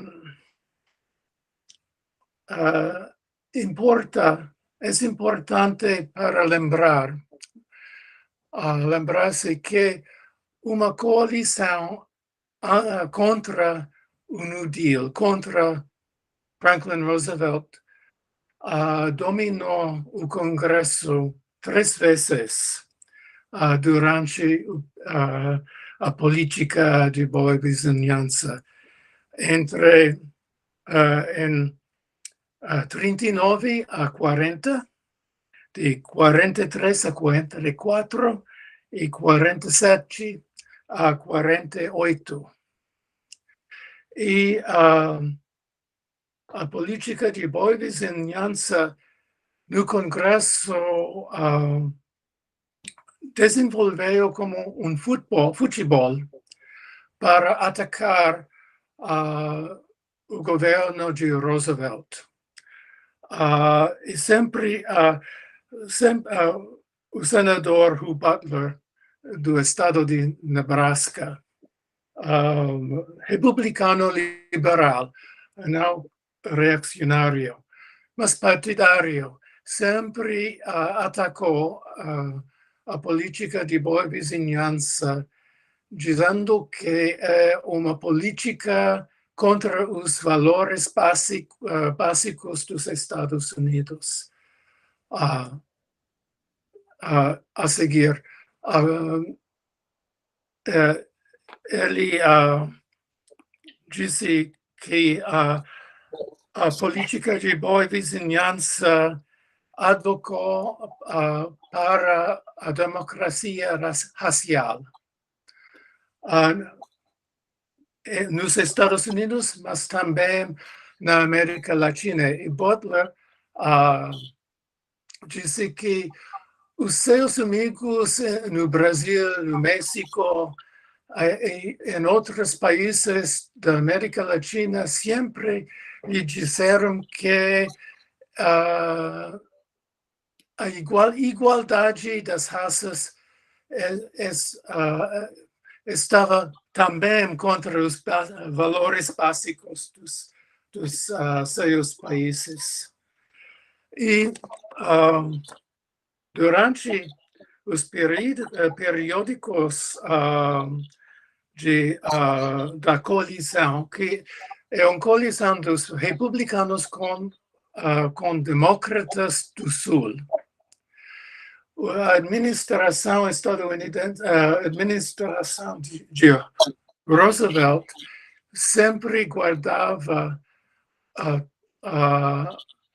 as ações e as publicações pertencendo à política de boa vizinhança para apaciguar os protestos no Congresso e as cortes de fundos. Os republicanos estavam contra os investimentos econômicos nos países, como a volta redonda. Então, depois de 43, se cortam das verbas interamericanas. Cortam as verbas para as escolas, os programas para aprender, para ensinar espanhol e português nas escolas primárias eram totalmente eliminadas. Havia uma situação onde os administradores, além do seu próprio confusões, sempre pensam nos ataques dos contrapartidários. Ontem, quando havia a ficha de FBI citando Érico Veríssimo, me perguntei por quê. Érico Veríssimo era bem conhecido como amigo dos Estados Unidos. Agora, J. Edgar Hoover, o seu capital principal era os dados, a informação sobre toda pessoa. E ele queria que todo mundo sabia que ele conhece tudo sobre qualquer pessoa. E no período com a aliança contra Roosevelt, quando dominou o Congresso, dado que disse veja, a política de boa vizinhança é sempre suspeitosa. Se mesmo os súbditos, os amigos, chamados amigos, talvez são inimigos. E a política interna é outra pergunta, é outra questão que se deve investigar mais. Obrigado, professor Richard. Passo a palavra para a professora Ursula. Muito obrigada, Alexandre, pelas perguntas. Vou explicar iniciar de responder brevemente. A Argentina se pode considerar como rebelde em comparação ao Brasil, mas tem o OIAA tentou estabelecer uma rede, como Richard Smith já falou. Maria Rosa Oliver, uma intelectual muito importante na Argentina, trabalhou em Nova York pela organização Rockefeller, e nesse nível funciona muito bem. Mas quando estuda a Argentina como exemplo, é triste para a Argentina, porque como a Argentina não quis romper as relações como eixo, Os Estados Unidos não utilizam mais uma política de soft power, mas, ao contrário, uma política de hard power. O exemplo mais cruel é o exemplo da indústria cinematográfica na Argentina, porque foi muito forte, foi a mais forte no mundo, mais que a produção de filmes na Espanha. E dentro de 2 anos, os Estados Unidos podiam destruir completamente a produção cinematográfica na Argentina.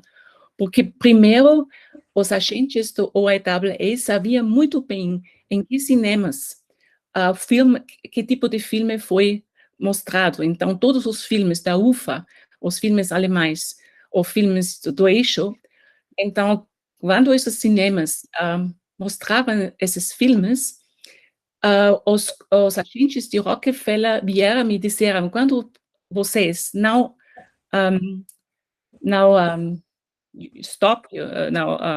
param de mostrar esses filmes, vocês não vão mais receber filmes dos Estados Unidos. E como 60% ou 70% dos filmes mostrados em Argentina foram dos Estados Unidos, então vários cinemas tinham que fechar as portas.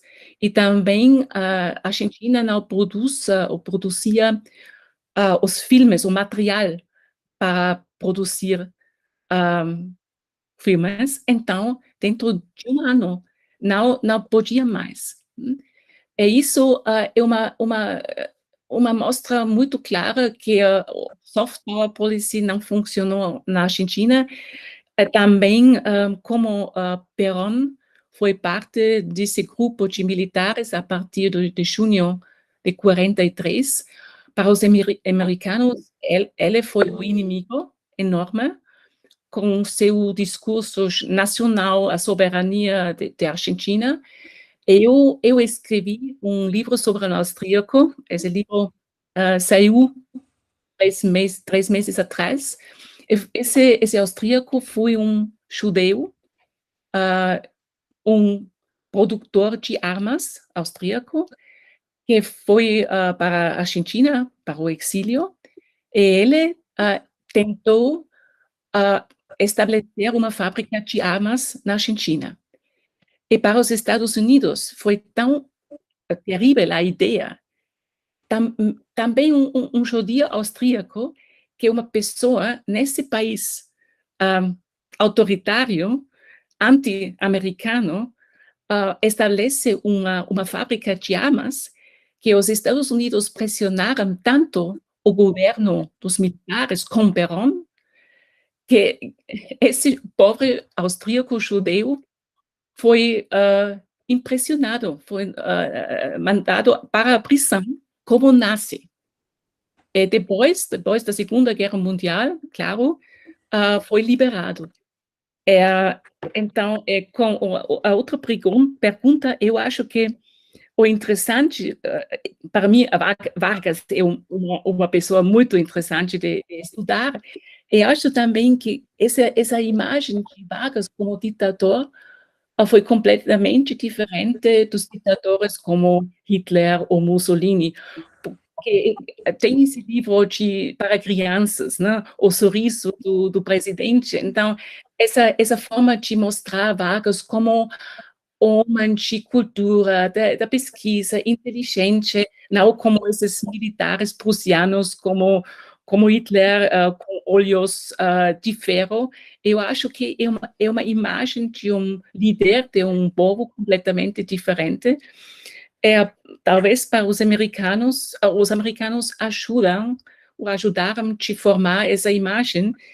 E eu acho também, quando comparamos Vargas com Perón, Vargas, pelo menos, eu não quero defender um ditador, mas eu acho que também para os americanos foi uma coisa positiva que Vargas recebeu vários refugiados da Alemanha, da Áustria, e foi interessado de estabelecer universidades, né? Então, posso imaginar que pelos americanos também Vargas foi um ditador blando, talvez, né? Que não foi, claro. A Argentina foi um caso completamente diferente. Eu vou deixar as perguntas. Obrigado, professora Ursula. Nós temos lá no YouTube vários cumprimentos, os colegas agradecendo pela excelente mesa. A Adriana Minor Garcia parabeniza também. Ela faz um comentário que é interessante. Ela acha que um ponto comum nas falas do professor Richard, da professora Ursula, um ponto muito importante, acerca das continuidades, né?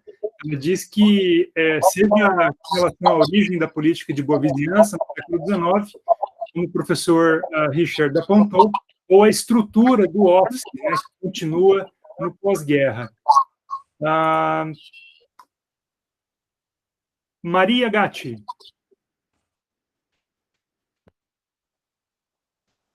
Oi, muito obrigada, vocês dois são referência absoluta no meu trabalho, foi maravilhoso ouvir vocês, assim, ao vivo, nunca tinha visto. Tá dando eco a minha fala? Tá um pouco, né? Deixa eu botar aqui rapidinho.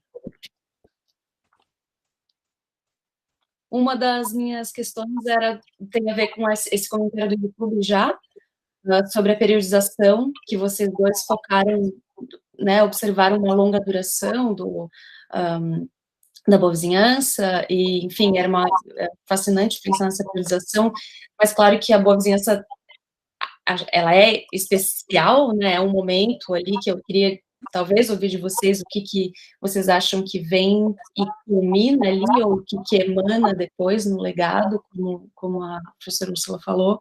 Se tem mais algum comentário sobre essa periodização, né, o que chega ali, eu sei que é amplo, mas é só algo que eu peguei das duas falas e que achei muito intrigante, se vocês têm algo mais a falar sobre isso. Coisas mais pontuais, pensando ainda talvez na deteriorização, na periodização, no legado que vem depois, algo do que o professor Richard até mencionou, de Good Neighbor, Bad Neighbor, né, o que viria depois, e por acaso é o título do meu artigo sobre aquela ficha do FBI do Érico Veríssimo, Good Neighbor, Bad Neighbor, então pensando esses dois lados, e tu comentaste agora que, claro que Hoover tinha ficha sobre todo mundo, né, isso é a premissa dessa minha abordagem, que, claro, é unremarkable, total, né, que exista a ficha do FBI de algum escritor, porque todos tinham. Mas o ponto é ver como que ele chega lá, né, com o que a polícia brasileira tá, quais os filtros de comunicação que vão levar um good neighbor a ser visto como potencial bad neighbor, né, então isso me leva à pergunta de fato, ou ponto que eu também gostaria de ouvir, se possível, que vindo da minha cópia aqui, super anotada do Improvised Continent, que é o capítulo 12, I now believe that American imperialism is real, né? Então, esse momento de desilusão, talvez, dos latino-americanos para com o pan-americanismo, a boa vizinhança, e vice-versa, e gostaria muito, se possível, de ouvir um pouco sobre esse momento de desilusão mesmo, ou deterioração, junto com a pergunta do legado, né, que fica de positivo, e ao mesmo tempo essa desilusão que vai se dando. Desculpa se ficou amplo e vago, mas tem a ver com essa amplidão mesmo das relações, e se alguma coisa do que eu falei despontou algo a mais para dizer sobre isso, seria ótimo, senão, só muito obrigada. Professor Richard.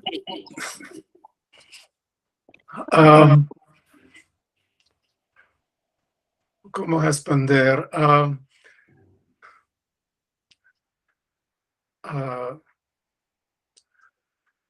A cronologia e os conhecimentos, os fins, é pergunta difícil para mim, porque Depois de 1945, a retórica de boa vizinhança continua, mas conectado com ações imponentes, ações imperialistas, como a invasão de Guatemala, como a relação com Cuba, como as relações com as ditaduras latino-americanas. Mas, para mim, o fim, talvez, chegou quando o Congresso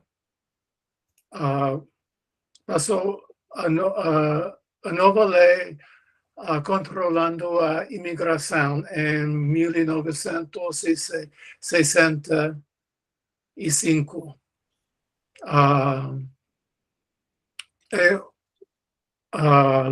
Legislativa importantíssima, porque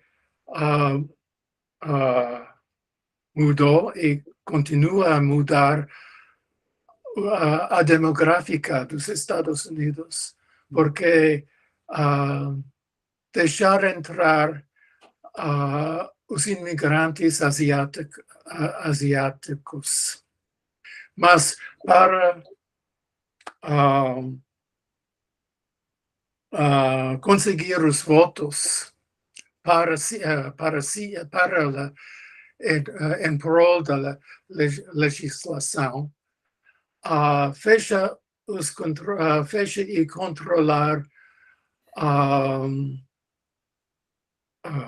a fronteira com México e América Latina, porque antes de 1965, os cidadãos das nações pan-americanas tinham admissão livre nos Estados Unidos para pagar $8 e uma inspeção medical de 30 segundos.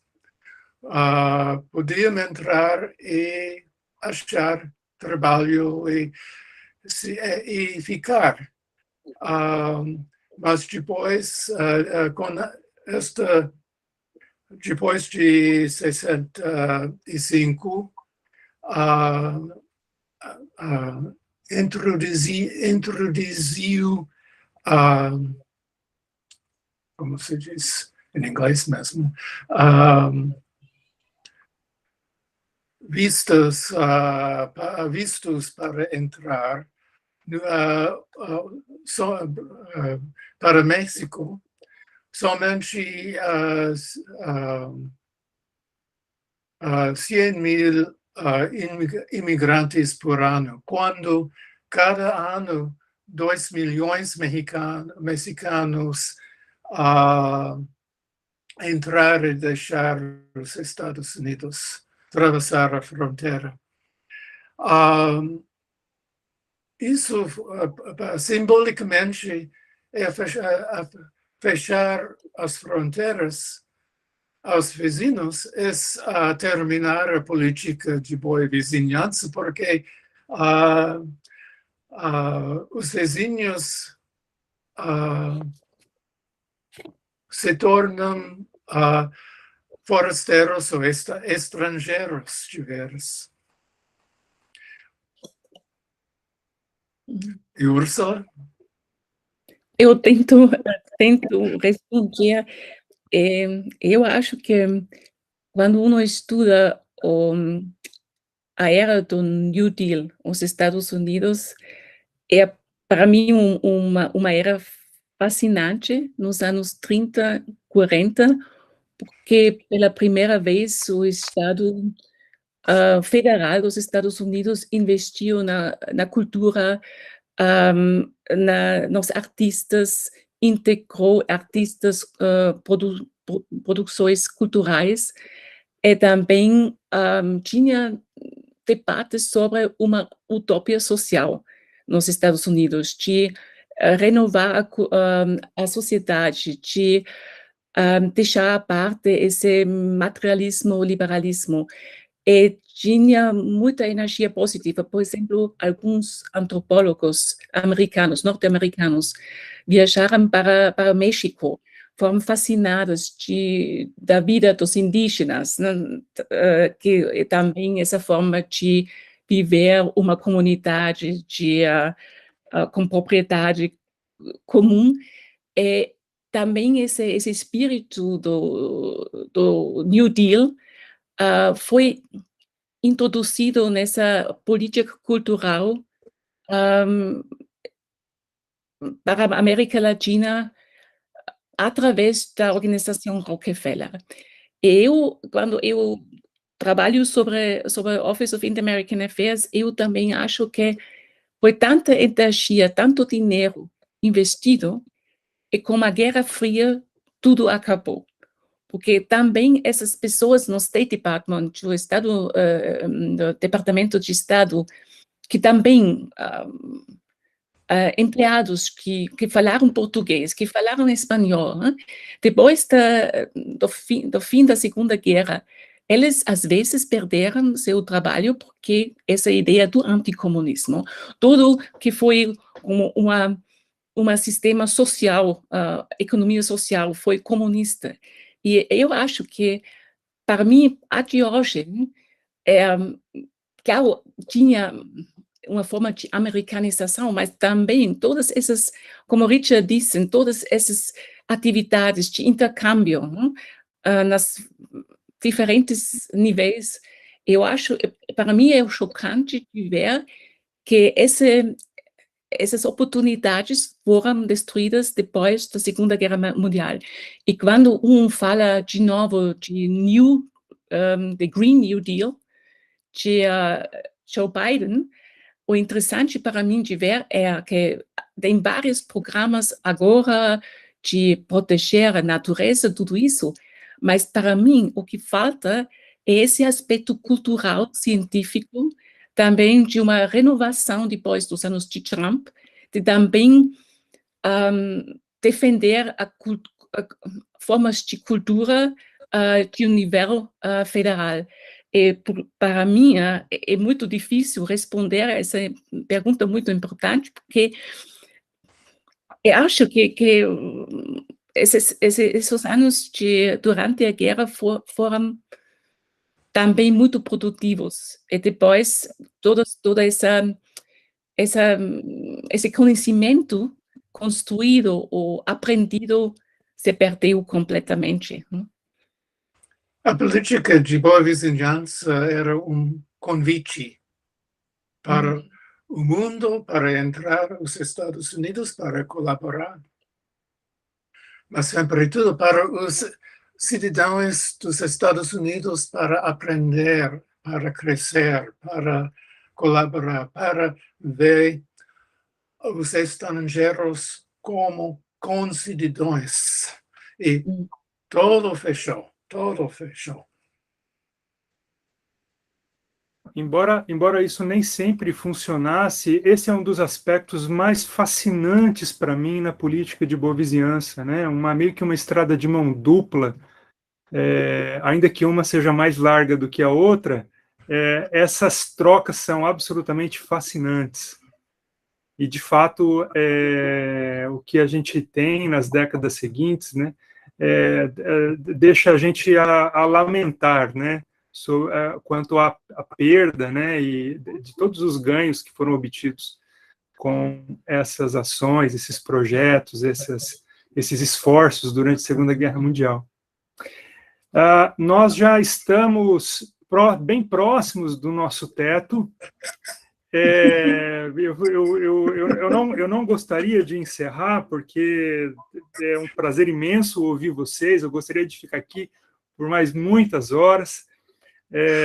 A gente já está conversando aqui há 3 dias, né? E precisamos terminar 1 hora, e eu acho que esse é o momento de agradecer.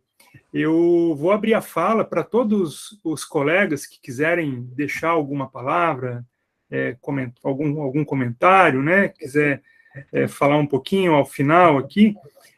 Mas antes eu gostaria de agradecer todos vocês, né? Que fizeram parte desse aprendizado maravilhoso, né? O quanto eu aprendi nesses dias. Imagino que vocês também tenham gostado muito. Eu quero agradecer os monitores que nos ajudaram, né, que nos ajudaram com a divulgação, que nos ajudaram com os flyers. Preciso agradecer o Yuri Carvalho, preciso agradecer a Carolina Machado dos Santos, a Rosiane Monteiro, o Gustavo Chigunov, a Viviane Melo, e a todos que compareceram no nosso evento, que nos assistiram, que enviaram questões e comentários. Nosso muitíssimo obrigado. A gente fez esse evento em boa medida para vocês, ficamos muito felizes, né? Que as visualizações foram muitas e continuam crescendo dia a dia, estão aumentando. Isso deixa a gente muito contente. Quero agradecer muito a professora Ana, né, que é uma profissional incrível, é um modelo de profissional, uma grande amiga, muito generosa, e uma pena que ela não esteja aqui agora para se despedir. Eu queria fazer esse agradecimento a ela, mas a gente se fala sempre, eu faço depois também, né? Mas, Ana, o meu imenso carinho, meu beijo para você, e força que tudo vai ficar bem. Deixo aberto, então, para vocês fazerem as suas considerações, caso queiram. Denison. Então, parabenizar, né, a professora Ana, a professora Alexandre, pela iniciativa, pela idealização, por terem concebido esse projeto tão sensacional, tão maravilhoso. Muito importante o esforço que eles fizeram, também a equipe que ele nominou. Eu acho que todo mundo aqui se sentiu realmente honrado e agradecido por ter participado, por ter sido objeto do convite para estar aqui nesse evento. E, além disso, além de agradecer, então, eu só queria, então, me colocar à disposição. E, nesse aspecto, talvez, eu acho que não estou sozinho, talvez todo mundo concorde em ajudar aos organizadores, se eles sentirem necessidade, né, de ter ajuda para a etapa seguinte, né, já que há a ambição de transformar esse evento em uma publicação. Muita coisa pode acontecer, muitas tarefas podem surgir, tanto de ordem prática quanto intelectual, então a gente sabe que essa é uma encrenca, eu já estou me colocando desde já à disposição, e parabéns de novo aos organizadores. É isso. Obrigado. A gente tem um trabalho difícil aí pela frente, que é bem isso, né? Uma nova etapa. E eu acho que vai ser um livro muito acho, tão belo quanto esses 3 dias. Bom, então eu encerro a transmissão. Vou continuar mais um pouquinho com vocês aqui na sala, tá? E agradeço mais uma vez os nossos ouvintes. O meu grande abraço, meu carinho a todos vocês. Até a próxima.